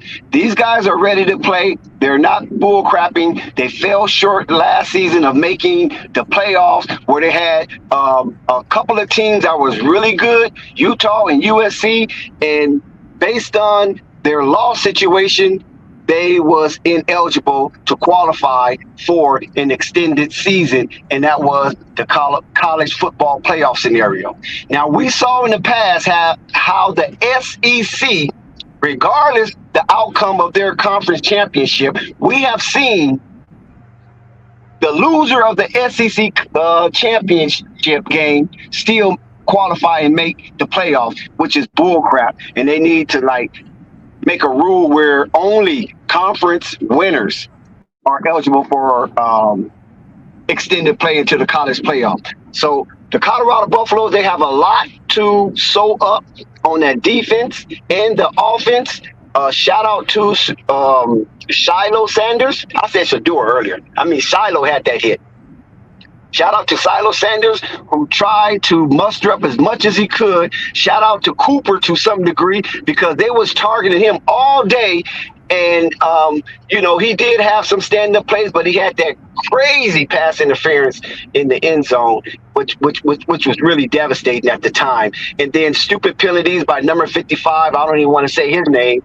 Roughing after the play was kind of dying out, where his impact had nothing to do with the play, nor could he influence any positivity from that play, and he got that stupid personal foul and negated a nice game where the Colorado Buffaloes was gaining some momentum and some confidence into this game here. We talked about it ad nauseum, Flight, that up there in Eugene is a very difficult place. It's one of the most difficult places to play in college football. And now the Colorado Buffaloes, with this new regime, have seen it, have witnessed it. They saw all that yellow and green up in the stands is going mad crazy, and the Oregon Ducks was fueled from that energy, where the Colorado Buffalo shrunk under the lights up in Azon Stadium in Eugene, Oregon. Is that the long and short of it?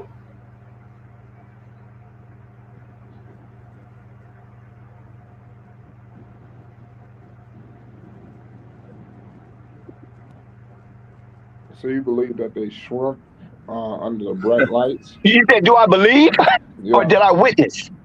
Well, or both. 42-6, and you're going to ask me that? I believe that they shrunk.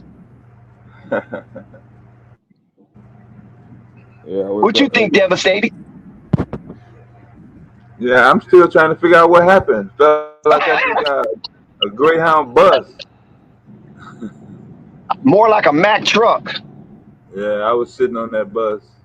Hopefully we can get it out the shop before the top #1 Heisman comes into town and checks in the hotel.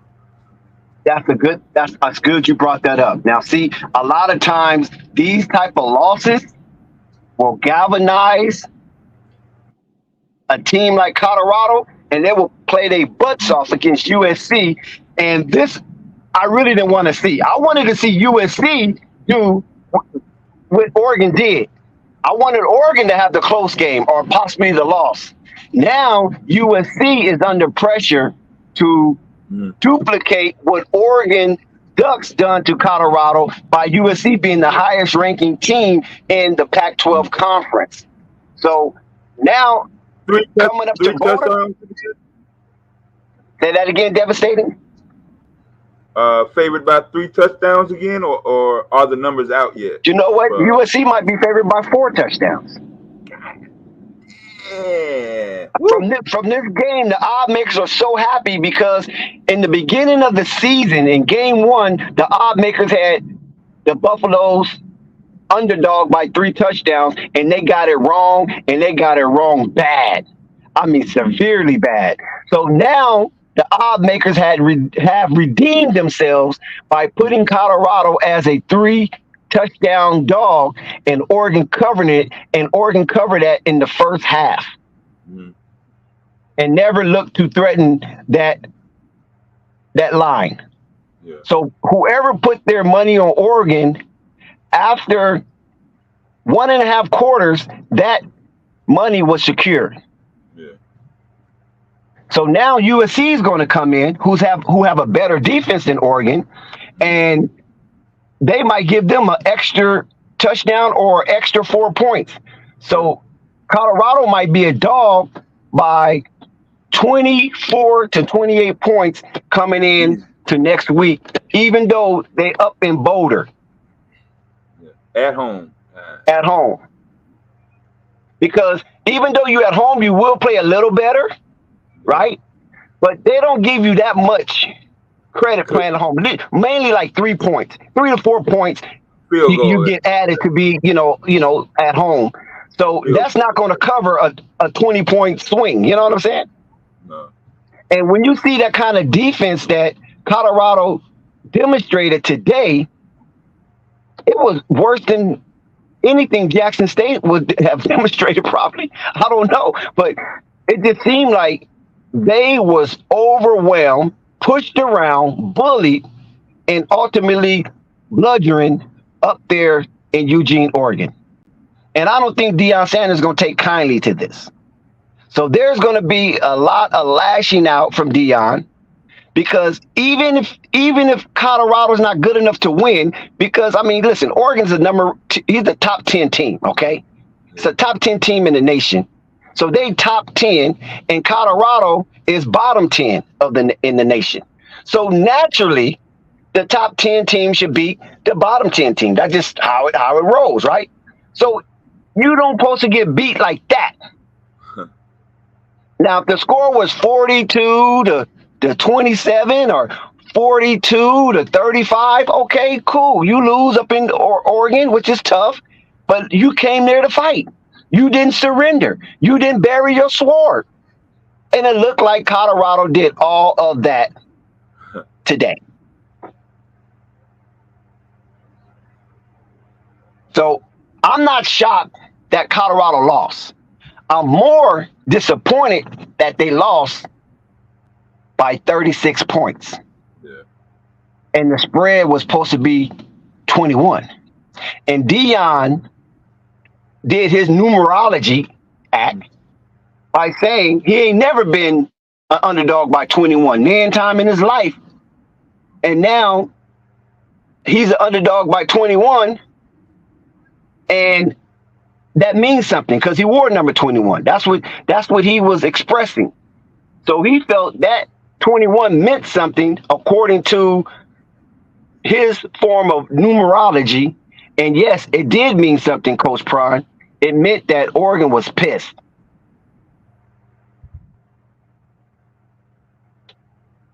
So after playing that grueling double overtime game against Colorado State, maybe the Colorado Buffaloes hadn't healed up to the point where they can continue with high velocity collisions and deleterious intent.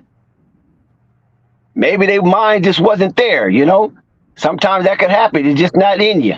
And Oregon took advantage of that. So now they got to continue through this gauntlet by playing the top dog in the Pac-12, which is SC, and front runner of the Heisman, Caleb Williams. Current Heisman winner, yeah. Yeah, that was last season, but this season he's still front runner. So last season he won the Heisman. This season he's front runner of the Heisman. So he's number one right now to go back to back and be like I think Tim Tebow won back to back and Archie Griffin. I think those are the only players that won back to back Heisman, if I'm not mistaken. I know you remember Archie Griffin. Yeah. Woody Hayes, an Ohio State legend. They got him in a Dr. Pepper commercial. So this was Oregon's calling card, and they couldn't wait to play a team that had the notoriety as of Colorado and had the celebrity ilk of Colorado for them to demonstrate on their home tundra inside their silo that they are just as good or better than the teams that are ranked with them and above them. And right now, the talk of the town is what happened to Colorado and why was Oregon so vicious on this Saturday evening? Prior to these games, Oregon had played a couple of cupcakes, and they played Texas Tech down in Lubbock, and that was a hard-fought game with fisticuffs from beginning to end. And so most Colorado Buffalo fans felt that, oh, shoot, that was Texas Tech. We probably could beat Texas Tech. And they hung with Oregon the way they hung with Oregon, but that was in Lubbock. And that was what you consider a trap game. And Oregon almost got trapped in that trap game. They pulled it out in the end.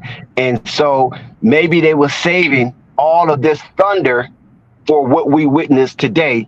And nowhere that we can say that Colorado was threatening Oregon to the point where we thought Colorado had an opportunity to sneak out a win up there in Eugene.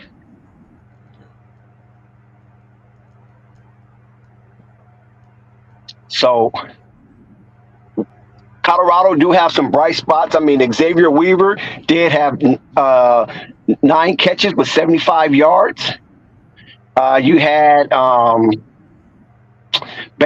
he was basically the only bright spot, to be honest with you. I thought they would use Michael Harrison more because it seemed like when he was targeted, he caught the ball and he extended the play. Ooh.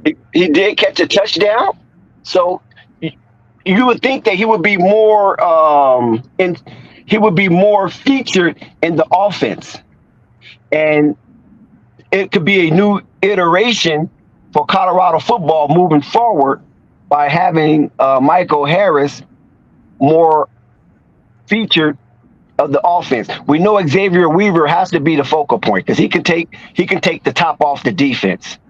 And Dalen Edwards, I don't know what happened, and McCaskill, I definitely don't know what happened.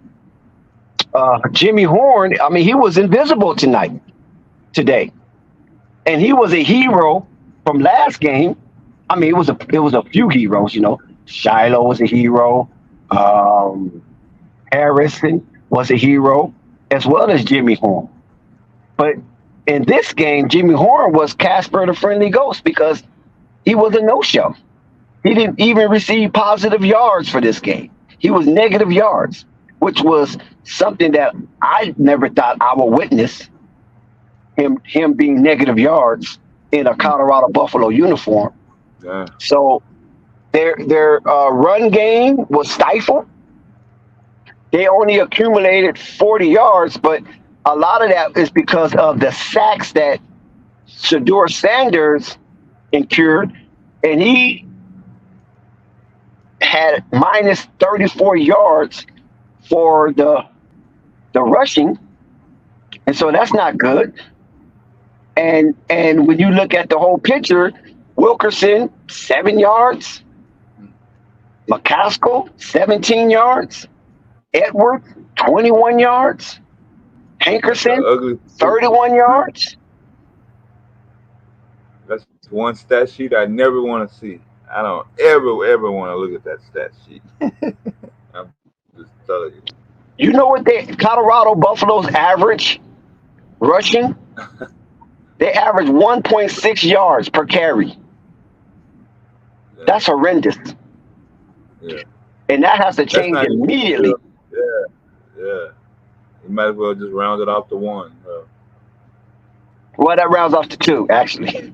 Yeah, it does, but based on the performance, yeah, I don't think anybody would take you to court, file a subpoena to get it to round it off to 2. And then, like I said, you know, Bo Nix didn't do anything spectacular. He was pedestrian, you know. He wasn't stellar, but what he did was play an efficient game. 28 of 33, only 5 incompletions, which was really good for a game of this height. And even though he had 28 completions, he only averaged 8.4 yards per completion. You would think that he, you know, just blew up the whole spot, right? Like he went nuclear or something.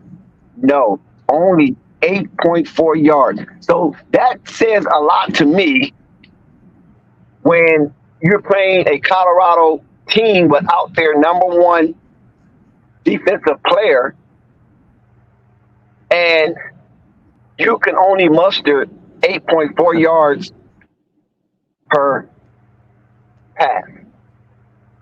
3 touchdowns. He got 3 touchdowns, and he got 1 interception. But the score is 42-6. When you look at the running, even though Colorado has a porous defense, Swiss cheese. We got to admit, they Swiss cheese, man, on that defensive end.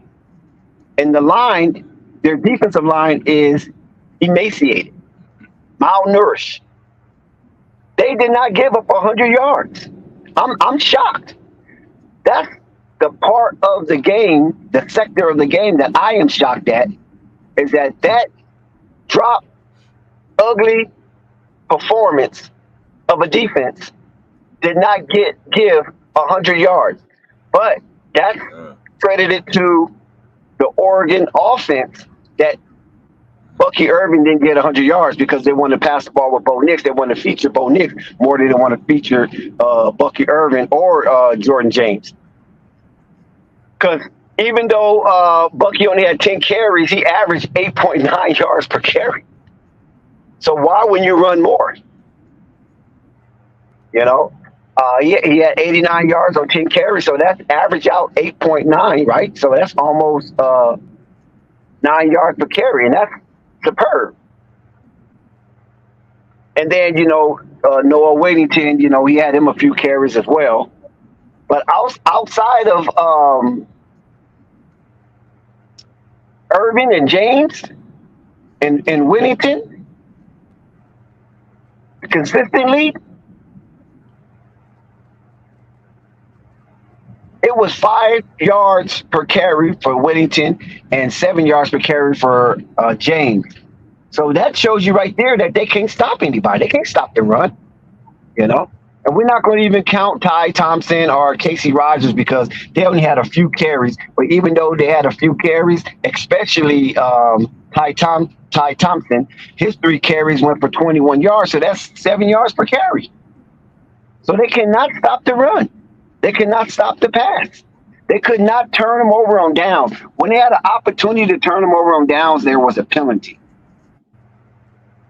And if you have a defense that's so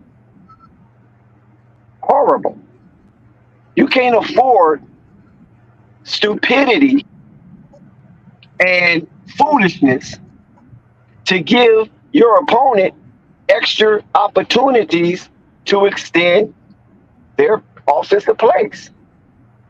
You can't. You have to be very disciplined. And especially some of the wildly penalties that they receive,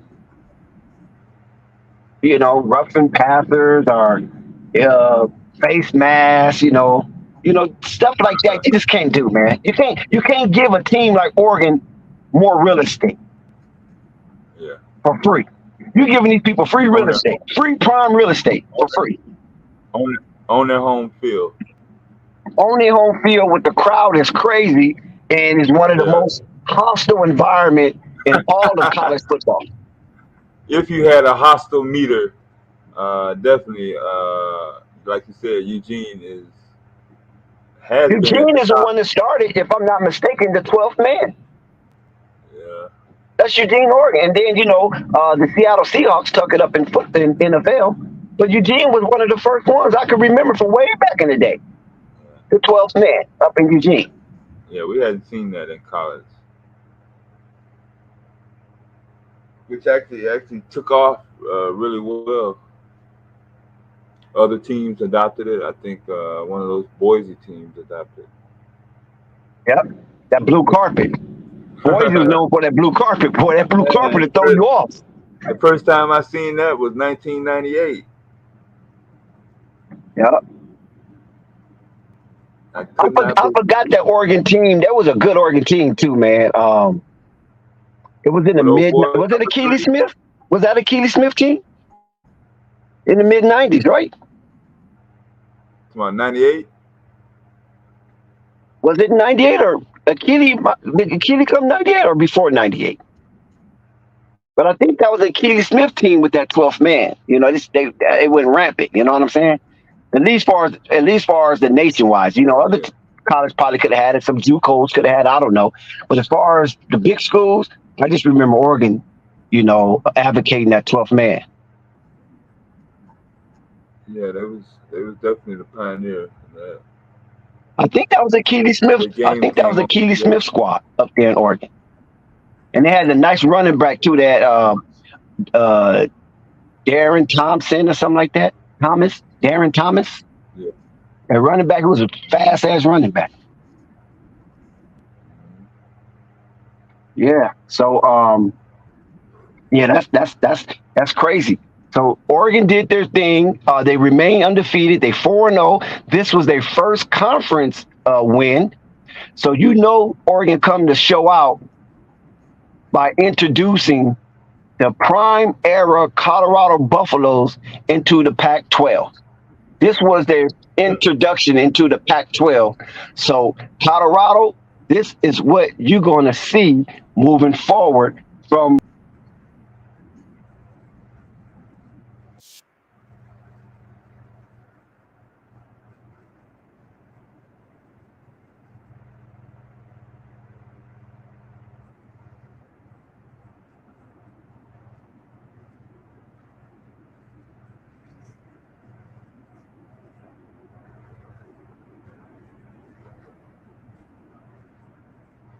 You can lose it.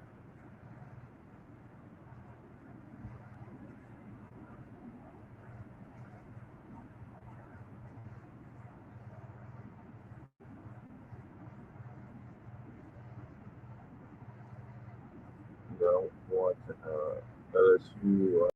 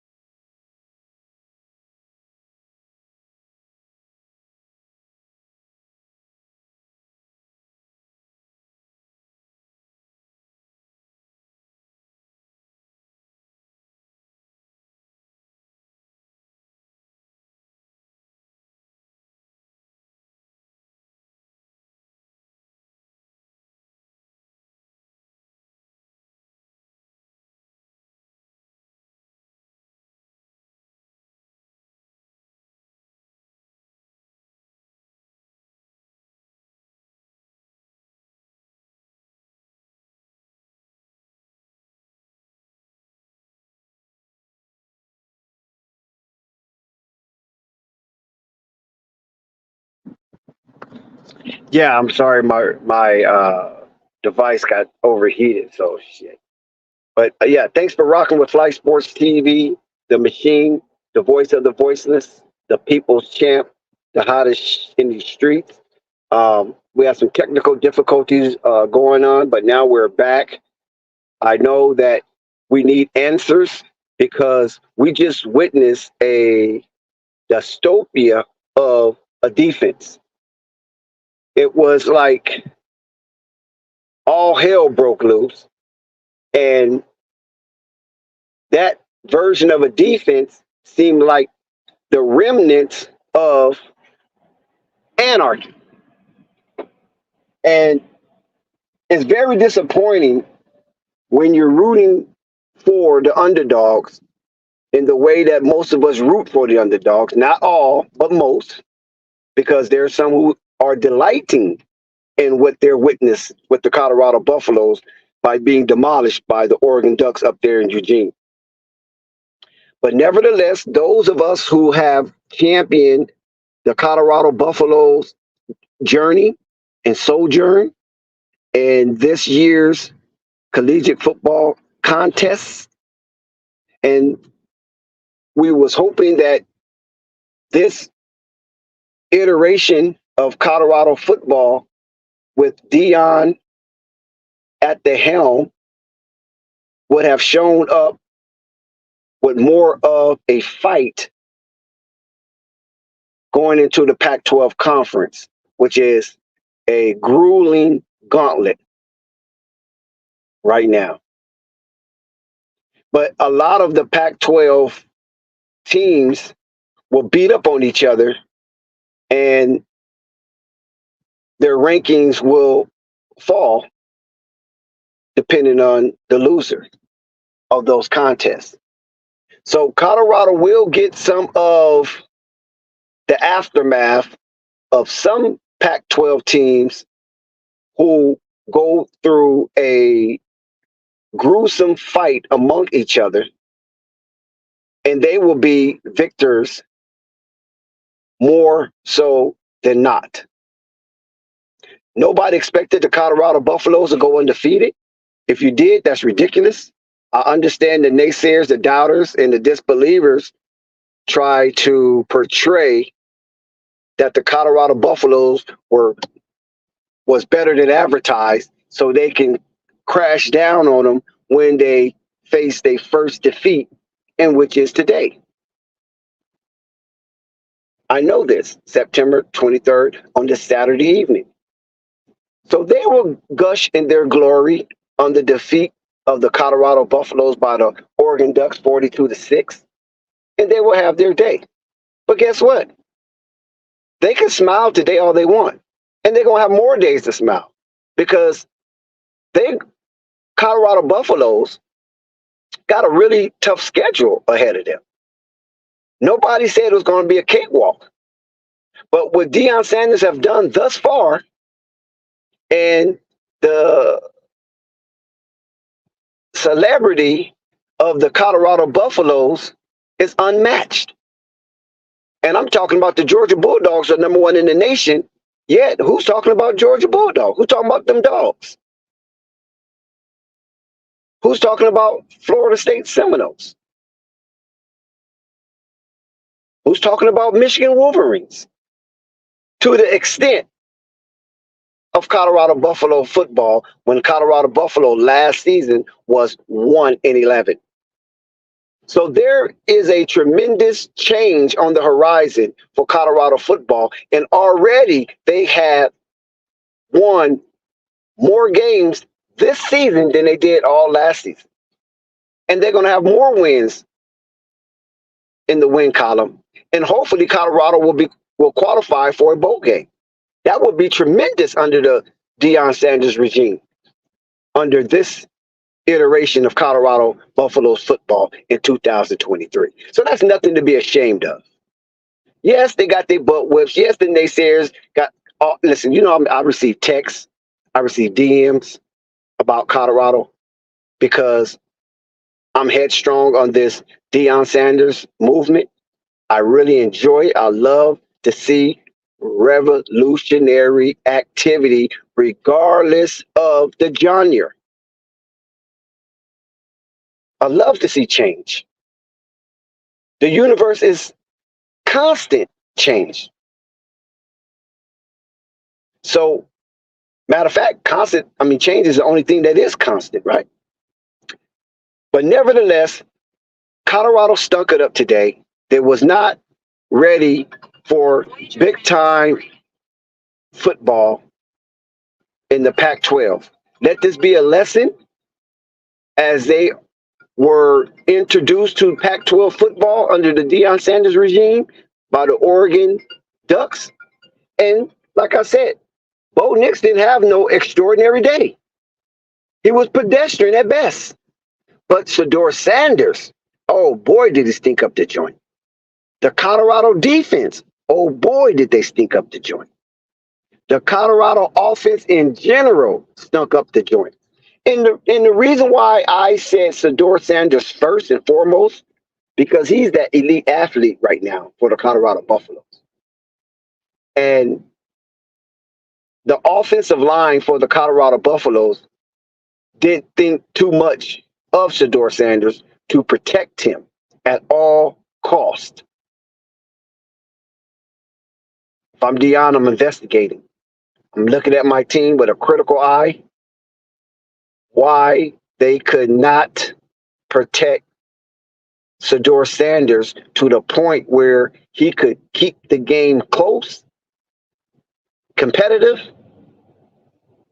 and possibly give them a puncher's chance in the last portion of the game.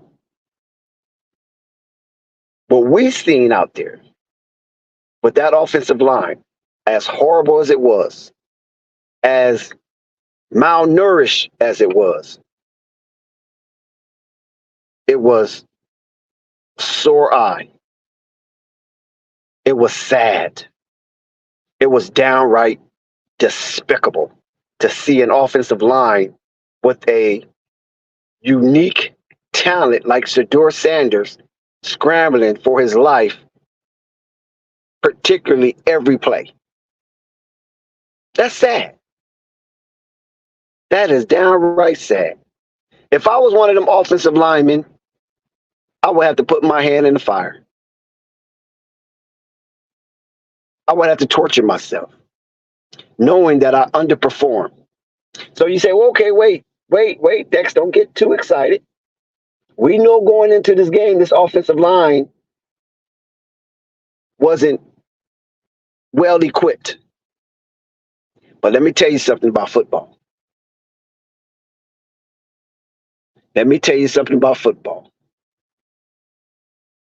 There's a lot of occasions where will overcome skill, where will defeat skill.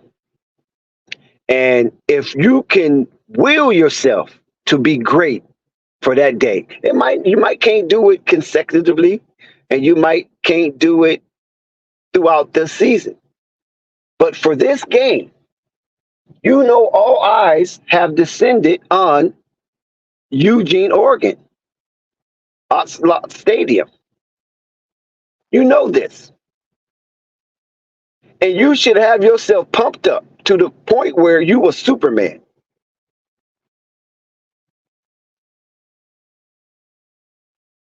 Because you have the moniker, I believe.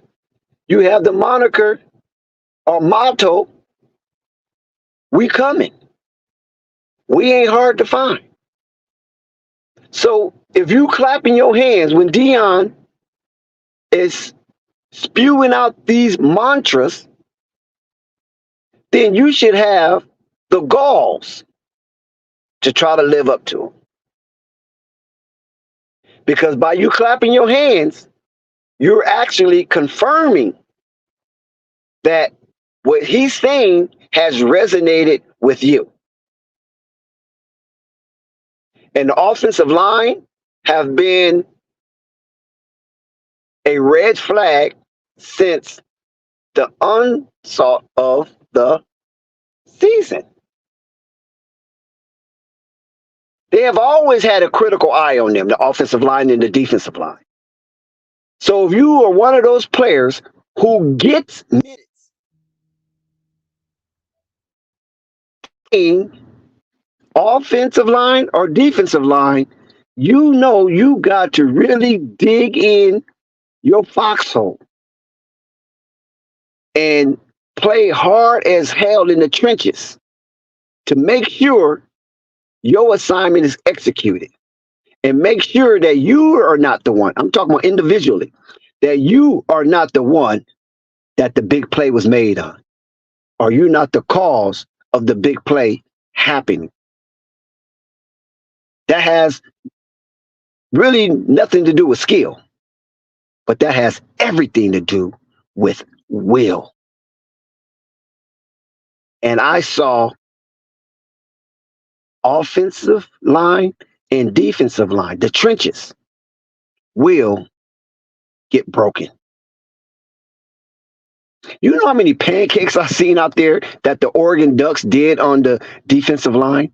I'm seeing people getting flat on their back all freaking day, which is crazy.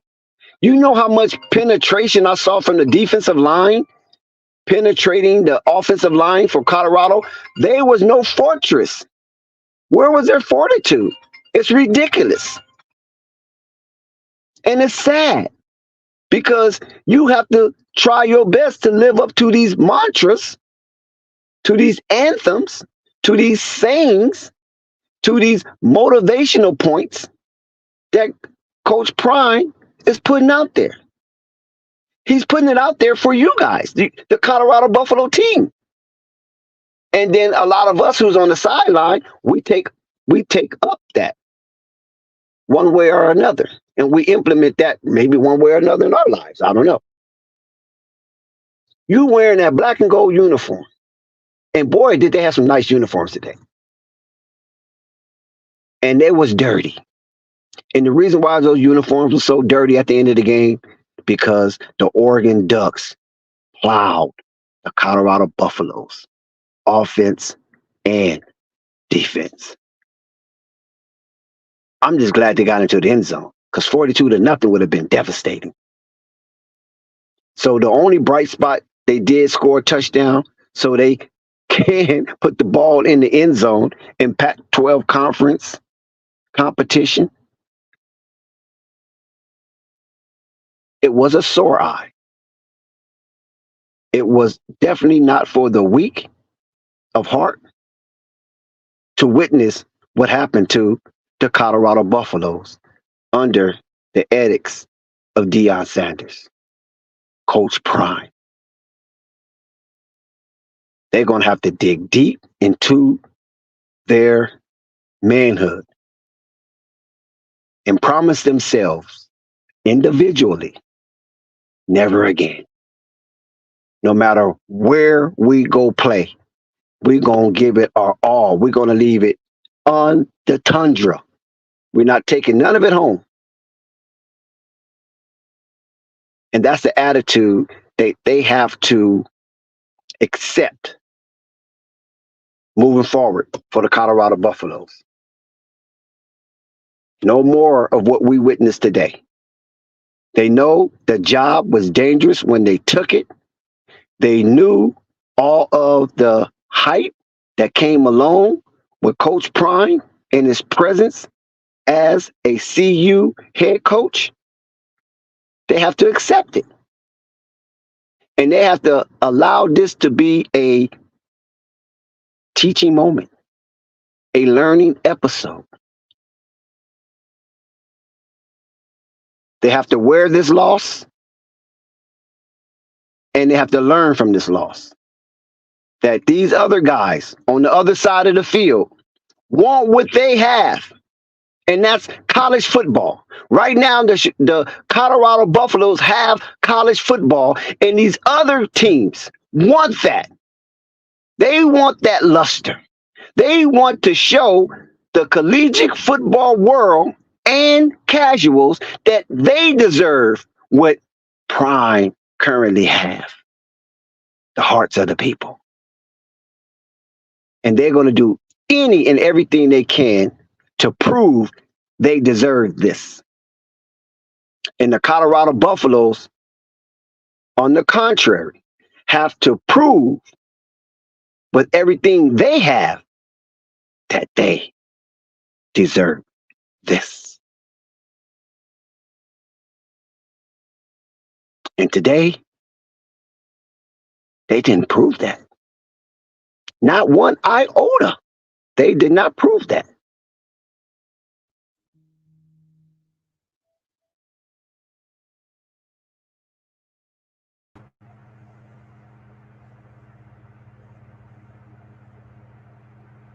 I see you devastating. Go and share some of the thoughts that you have today. I know you got a lot. No, I ain't got a lot. You said everything. You had to take it on the chin. It wasn't a complete blowout, although it was their biggest blowout, largest margin of blowout since 2002.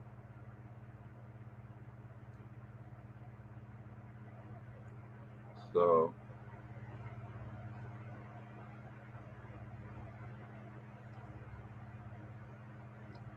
time to hit the film room.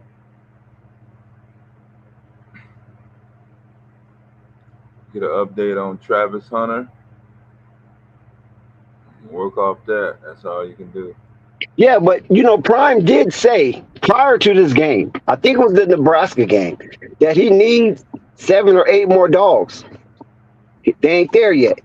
And he also said that they about 80% believe, and it's 20% that don't believe. Yeah. So there's still a lot of work needs to be done with this Colorado Buffalo team. And I'm not one of the ones who want to put this Colorado Buffalo team on a pedestal above all other teams, because I'm a real football fan, college and professional, and to some degree high school. So I know that the hype that's going on is cool. We enjoy it. We flame it. You know what I mean? It's cool. But I know the Colorado Buffalo wasn't going to be the Georgia Bulldogs of the college football. I knew they wasn't going to be the Alabama Crimson Tide of the college football landscape. I know this because those teams are well established, and their system keeps reloading. They're not starting a brand new like Colorado. Those systems are reloading. So they're going to stay up at the top, the Michigans, the Ohio States, Florida State. Now that's a different situation. That's a pretty good thing. But Norvell been there for a minute though. He's been there for a while. So he's getting his guys going, and we already know that the recruiting resource in Florida is basically unmatched. I mean, its only competition is California and Texas, and Colorado's nowhere near the place where the Florida athletes coming out of. Colorado don't have that. So we got to put everything in perspective, but we still enjoying the ride. We love the hype and everything that comes with it. But it's all good, though. Colorado's going to win more games, and they're going to lose some games. But I want Colorado to be in a bowl game. I want Colorado to have a winning record, and I want Deion to be recognized as a revolutionary in collegiate football landscape. Yeah, it's still definitely all eyes on Colorado. So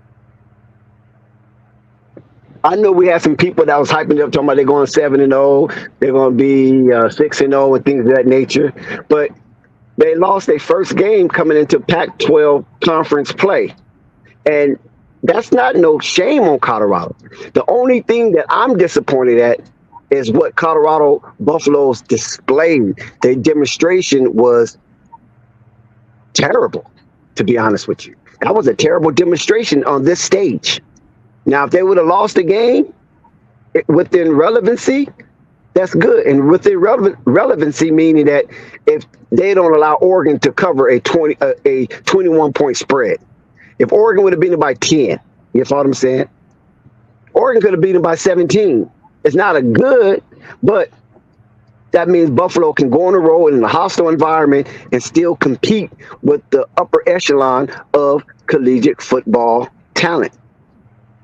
And that they didn't do. So we have to wait till the next game against USC.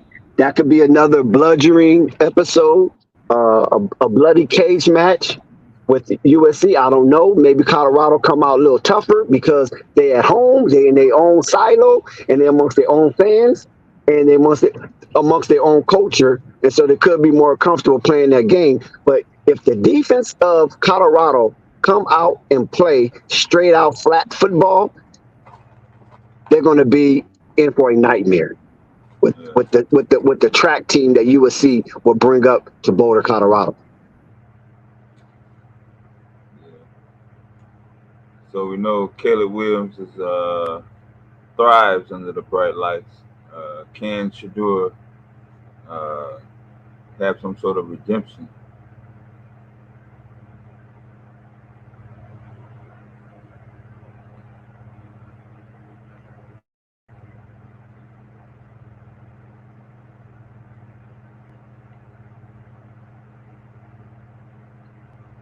Yeah, I remember that game. Yeah, I remember that game also. I think was that the first or second game of the season where they got mollywop like that. Uh,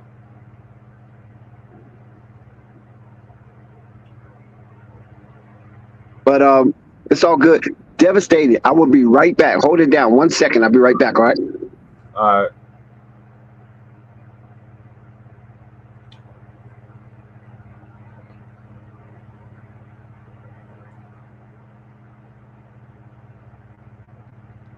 Oh, okay.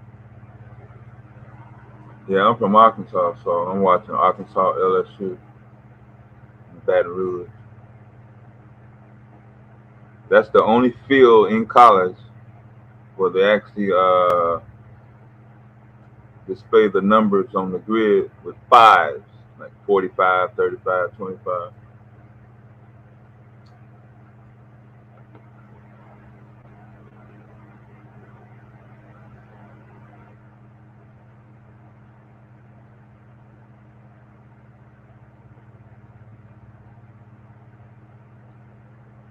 A little bit more personal.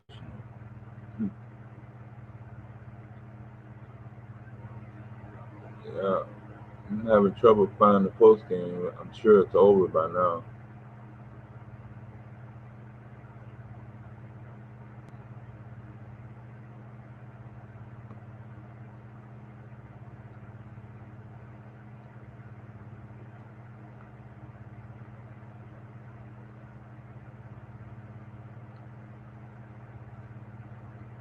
One of his receivers should be open at all times.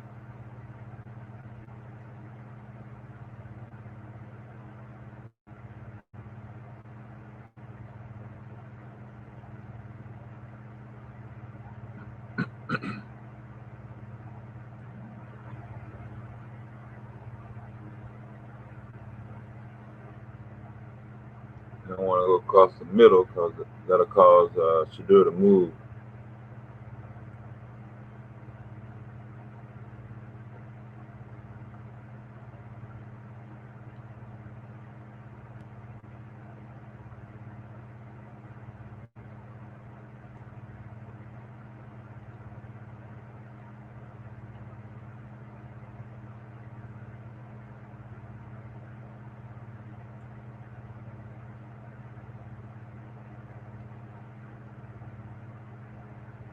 I'm trying to read that right.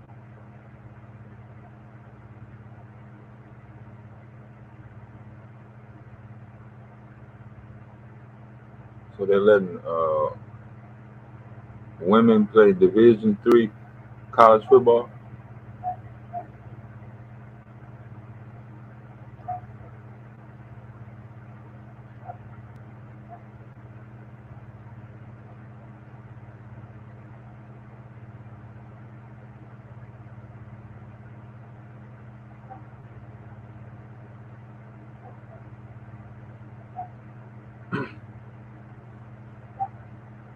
Yeah, I saw that one-handed Florida touchdown.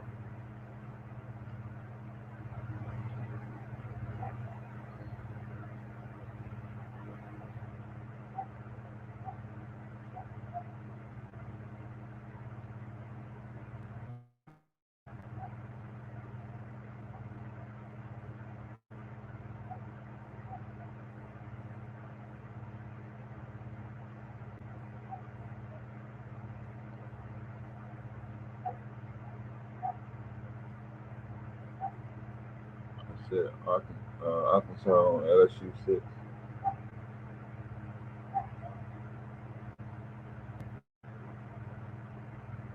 It's gonna be third down.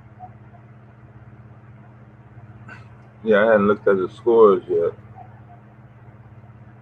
And yes, the Colorado blowout is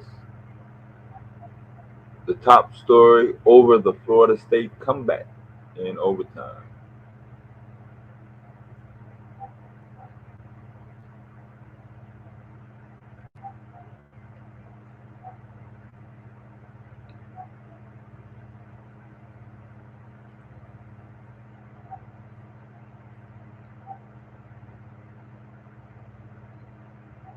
I know some of y'all watching Ohio State at South Bend.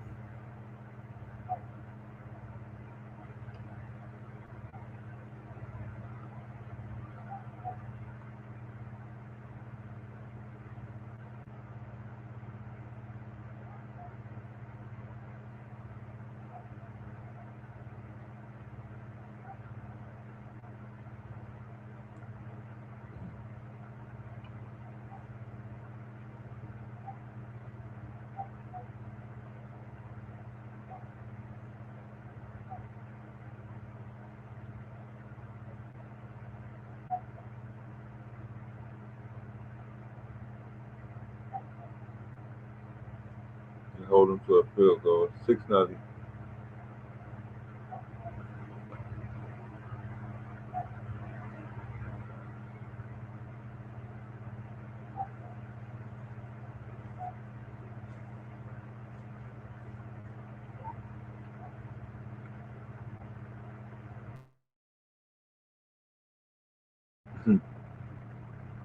Banner.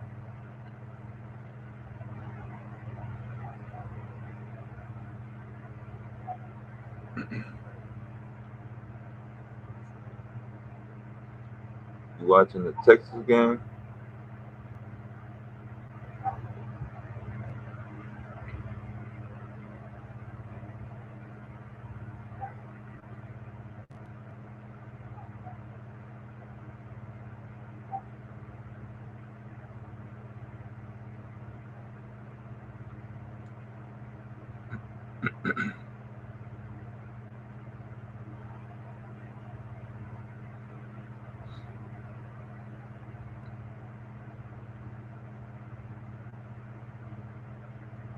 I'm trying to find the Ohio State game.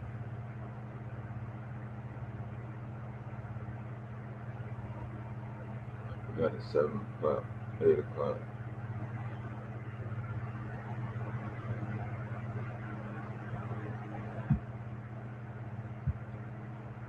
That's one thing about college football. Uh, you go wire to wire, 11 o'clock in the morning to 11 o'clock at night.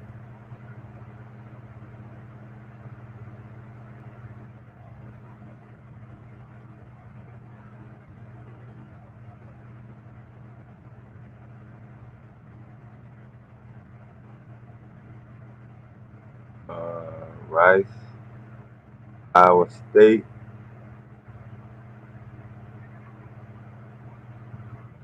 Oh, UCLA playing now. Oh no, that's over.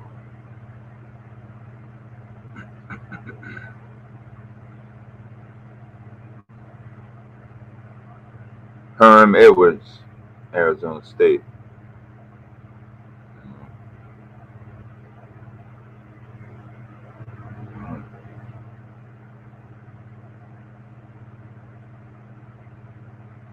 Mm-hmm. It's in Missouri. Texas at Baylor. That's the game you watching. Yeah, I wouldn't mind checking out Memphis, Missouri.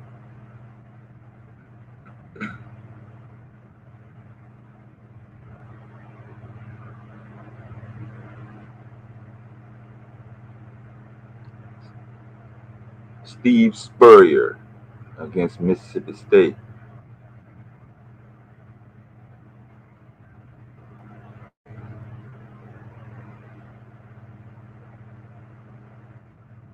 K-State,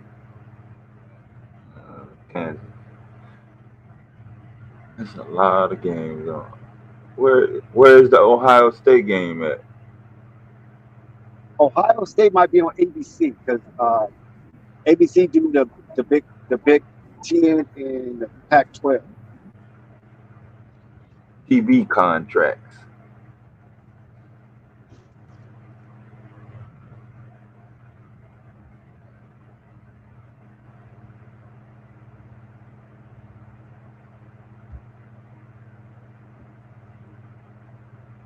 Yeah, that's a good point. I'm surprised they don't do more rollouts for the Colorado Buffalo because Deion Sanders is definitely an athlete and he can spin that ball very accurate.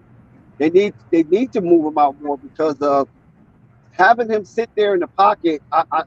With that emaciated offensive line, I think is self-sabotage because we see that line just doesn't hold up. And I understand that they might say ball should be out between 3 to 5 seconds, but sometimes that's not the case. And they need to have some kind of a relay where if it ain't out like that, the line just, I don't know, man. I don't have no answers to that. I just seen it was just horrible. It was a horrible display of protection, of pocket protection. Or maybe call shorter plays. Maybe do a lot of crossing patterns with screens, like they did against TCU. Bring that kind of offensive back.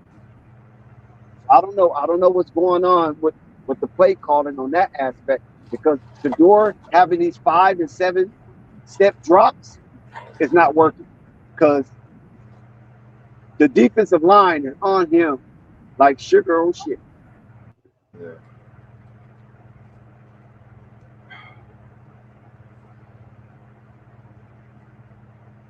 Yeah, he's designed to be a mobile quarterback, not a pocket quarterback. Always said Ohio State is on NBC. Oh, they're playing Notre Dame. That's right. Yeah. When Notre Yeah, Dame plays, Notre NBC. Dame is NBC. They have an exclusive contract with NBC. No matter what they play, who they play. Right. Yeah, I forgot all about it. It was Notre Dame, but normally Ohio State play on ABC. Yeah. But Notre Dame, so it's going to be in NBC. They have the exclusive rights.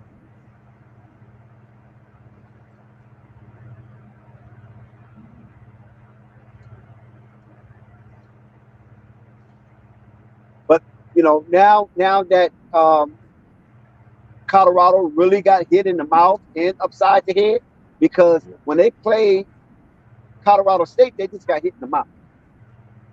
But Oregon hit him in the mouth and hit him upside the head and probably gave him a couple body blows. And they wasn't able to withstand the first round because before we blinked our eye, the score was 13-0. And it was like, whoa, okay, 13-0. It's an odd score. So 2 touchdowns from Colorado can put them up by 1. Okay, not too bad. But then they had him on 4th down. And the man faked the punt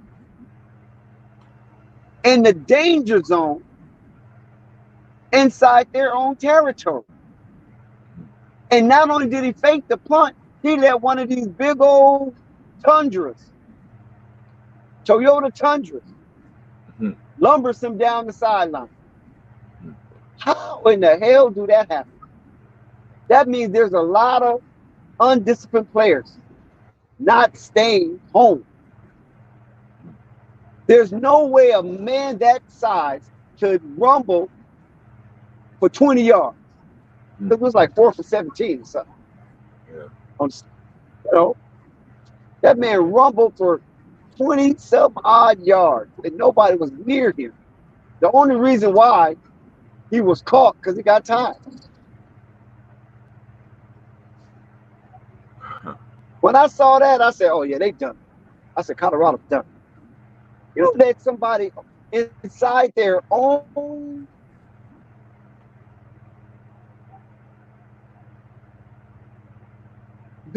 one of the biggest players on the field, and you guys wasn't nowhere in position to catch him till after he's scampered and lumbersome for 20 yards? Somebody missed their assignment.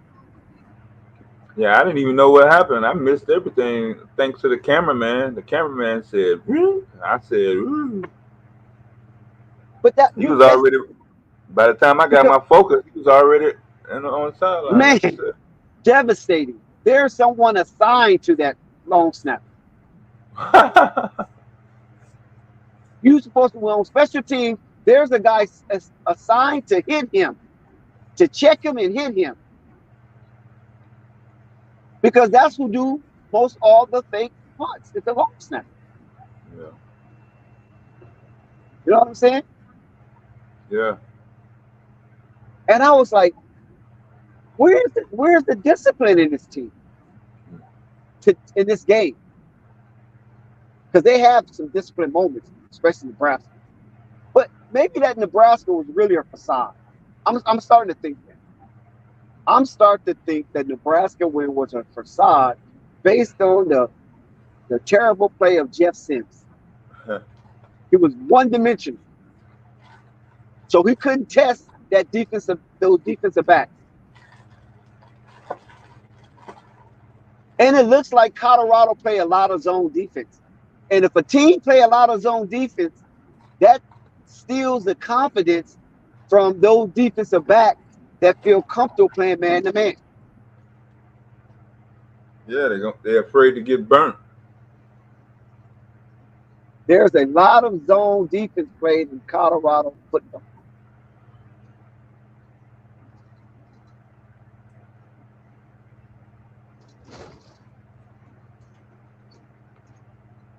And I don't know why they play so much zone defense. I mean, I know, but I don't want to accept it. Maybe put it that way. Because they feel that the defensive backs are not good at it. That's the only why you play zone defense.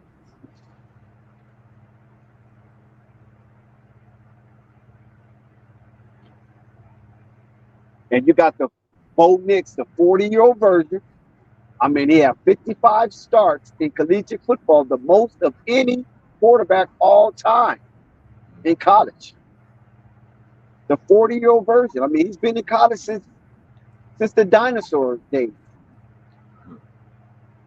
Him and that guy from Notre Dame, both of those guys been in college forever. So they like 25, 26-year-old playing against 20-year-olds. Mm-hmm.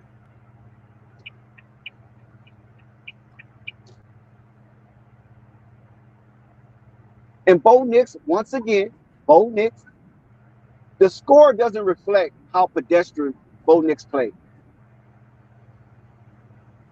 Because Bo Nix did his job to manage that game. He had one interception. That was his only flaw. He was 28 of 33, which is excellent. Only 5 missed passes, misfires. But he only averaged 8 yards per play, per reception. You got 28 completions? Is he the new Steve Young? I mean, for crying out loud, you got 28 completions. You only mustered less than 250 yards.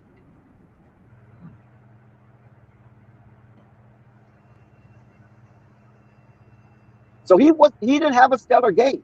It's just that Colorado was so inept and malnourished on both sides of the ball that there was no fur on that buffalo. That buffalo was skinned alive.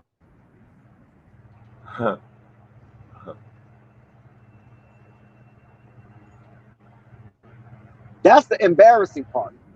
Not that they lost.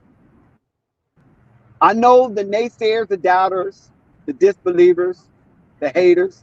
Oh, they're going to gloat in their glory. We know this. Colorado lost. Deion ain't did. What? We already know what they're going to do.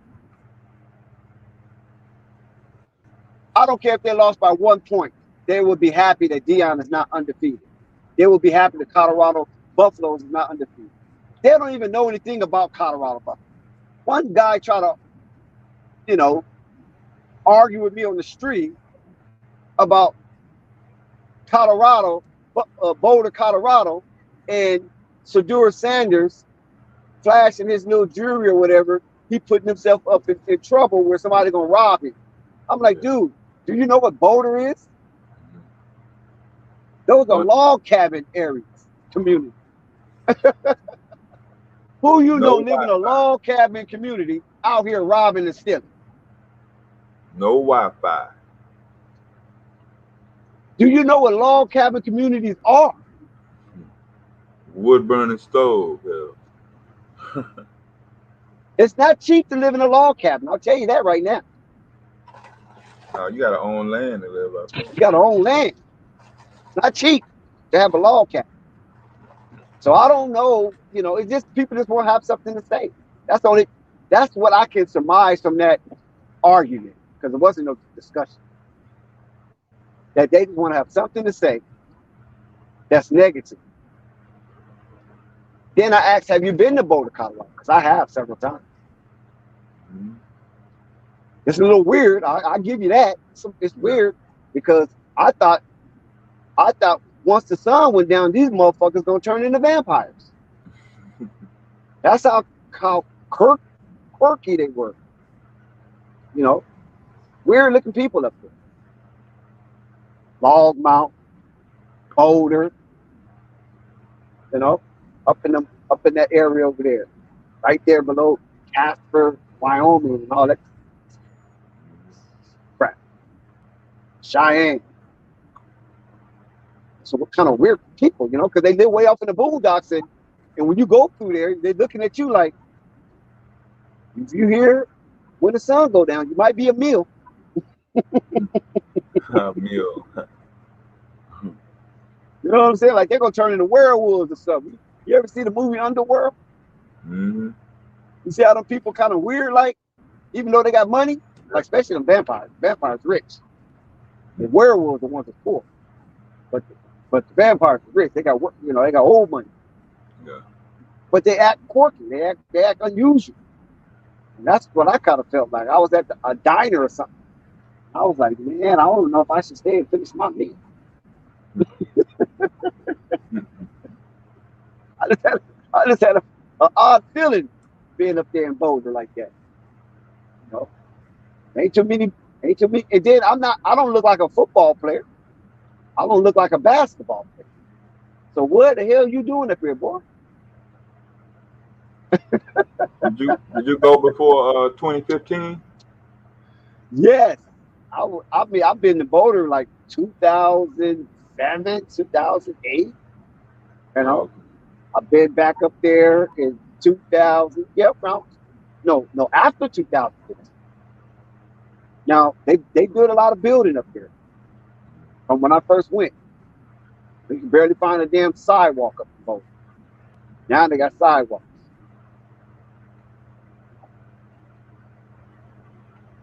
So it's a different atmosphere, and for Deion to transform that school via the football team, that's kind of miraculous in itself. And so I love that journey. I love to see, I know it's a PWI. You know what I'm saying? We know it's a PWI. But he did the same at Jackson. He turned it into something.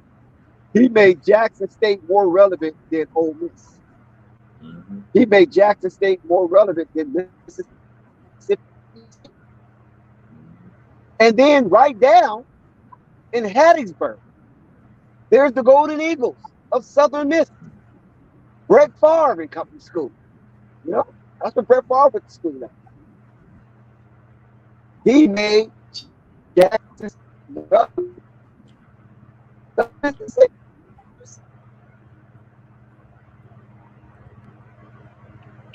We just want to see him excel in the Power 5 conference. That's all it is. Excel in the Power 5 conference build these young men into something worth their salt in society. What's wrong with that? He would have did it. I mean, actually, but the AD can only do so much before they start looking at the AD sideways. Are you with him? Or you with us? And he was fighting against inertia with Jackson State.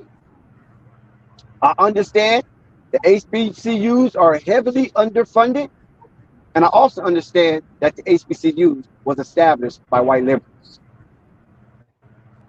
So they feel that they got the mindset that he who giveth have the power to take away, right? So we gave y'all these HBCUs, so don't become crying us about some damn money. We did enough by building the damn building and filling up the faculty and helping you organize. So go make your money. That's how they think about it. And then you got those people at HBCU like, what we gonna do? Say, oh, we gotta generate our own money. Okay, you had a spark. You had a couple of sparks, right? You had the Doug Williams spark. You had the Eddie George spark. You got the Eddie Robinson Jr. spark. You got the Deion Sanders spark. What you gonna do?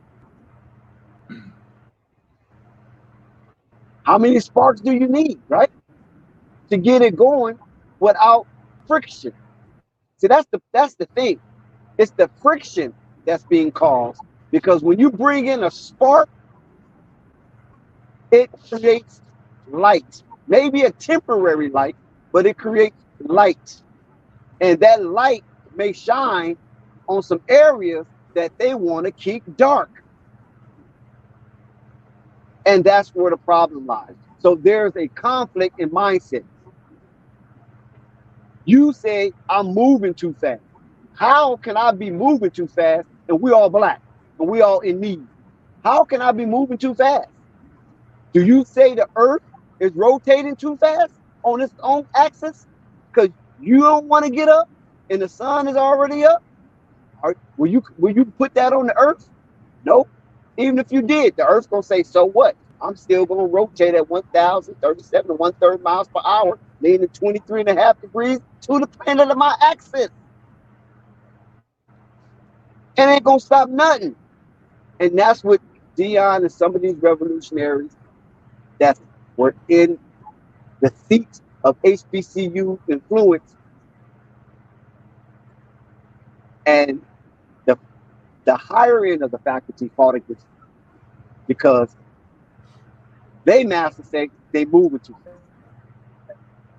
As they always, y'all moving too fast.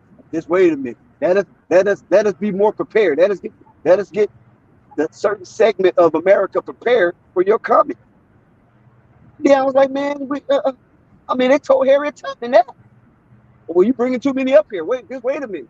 You're bringing too many up north. Just wait a minute. Let us get prepared for this. They're always going to say it because they don't want too many involved in the process and be successful in the system. We know this. And so there's those who are buffers and so-called arbitrators of the black plight. And when you got motion like a man like Deion, who upset the apple cart and have brought the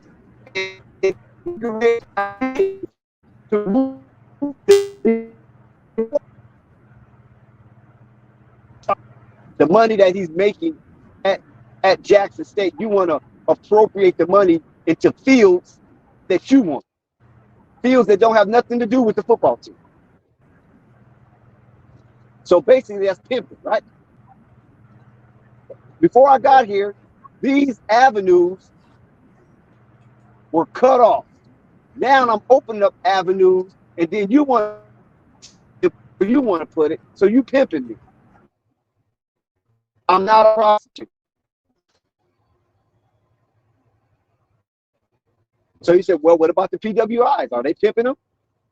I think more so Colorado has become a partner with Deion. It's more of a partnership. Because you got them NIL deals that's crazy. Shador is the second highest NIL person in college, in the whole college landscape. Ronnie James is number one. Shador Sanders, number two. Travis Hunter, I believe, is number 6. So he got 2 top 10 NIL deals on his squad in Colorado. So you want to know why they mad? Even with Texas oil money, they don't have that many. I mean, they have a plethora of NIL deals, but they don't have like the top, like Colorado. Ronnie James, number 1 for USC. So if you look at of the Pac-12, they got 4 top 6 of all of NIL deals. They got like 4 in the Pac-12. Deion holds 2 in Colorado. And you want to know why they mad?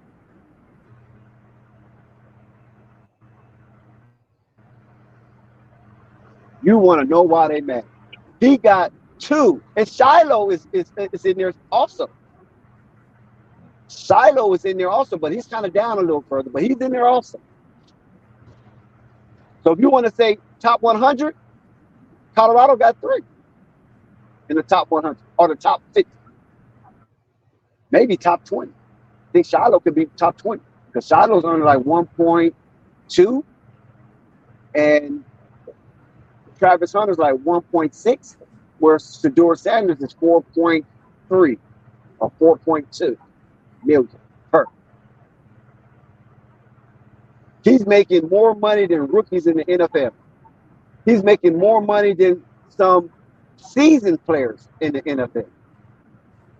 Per. And he's in college, and he's playing with Colorado.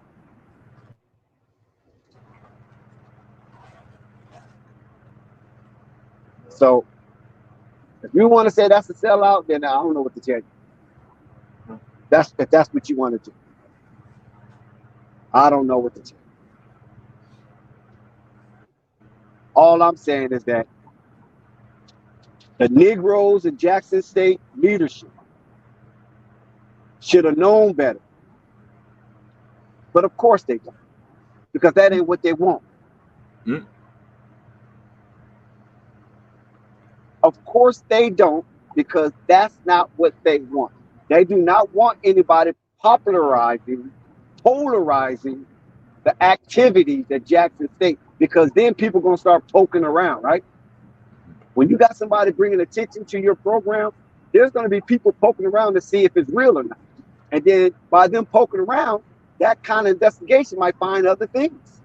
We've not seen that happen before. I.e. Watergate. Looking for something else, and then discover this. They don't want that. So why get on Deion when you should get on the upper echelon leadership? No, it's not fun, right? Because Deion, his name going to bring you clicks. So you don't want to talk about Jackson State. You don't want to talk about certain HBCUs that are corrupt in their appropriation of funds or misappropriation of funds. You don't want to talk about that. But you want to talk about Deion, who's going amongst the HBCU circuit for 3 years.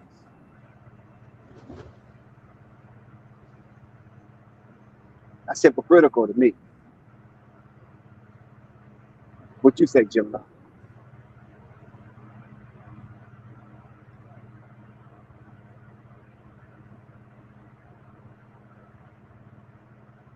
Oh, touchdown. My bad.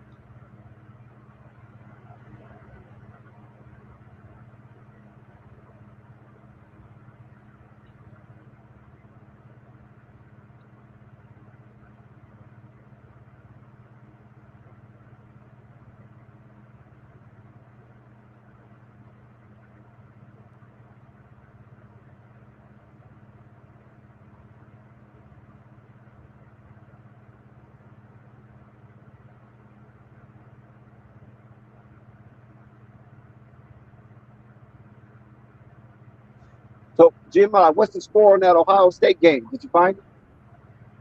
I think it's. I think no score.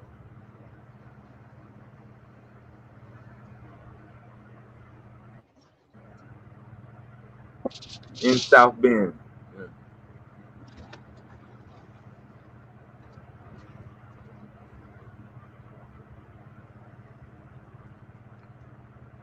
4 minutes to halftime, so that lets you know it's a grudge match.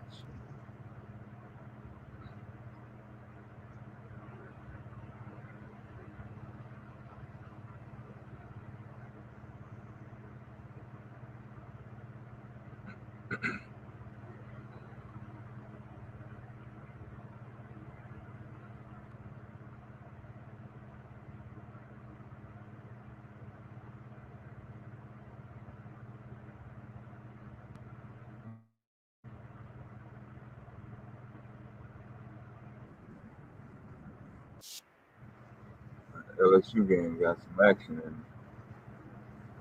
despite not having a touchdown.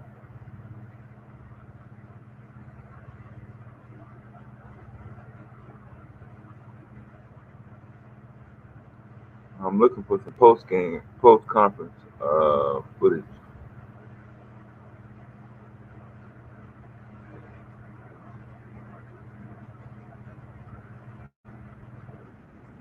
Trying to see who else lost their conference.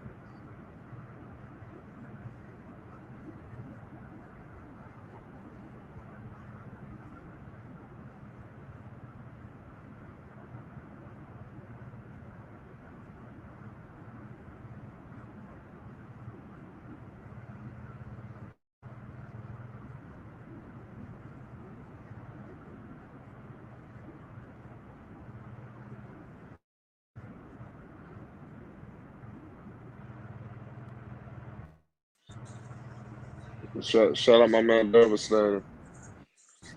You still there? Yeah, I'm still. Yeah, Can you hear me? Yeah. Any closing Oh, remarks? okay. Huh? I said, any closing remarks? Yeah, just take the L, man. It's not the end of the world. Get ready for prime time for sure next week at home. Just put your best foot forward. Hopefully they'll have Travis Hunter. That's what the game is going to depend on. Yeah, that's it. That's facts. We'll definitely get into it, man. It's a crazy situation. Appreciate all y'all for tuning in this Flight Sports. We're gonna be back on maybe later on tonight, but definitely tomorrow. All right. Appreciate y'all. Thank y'all. Flight Sports TV, man. That's my dude. I rolls with him. You heard what the man said. It's Flight Sports TV.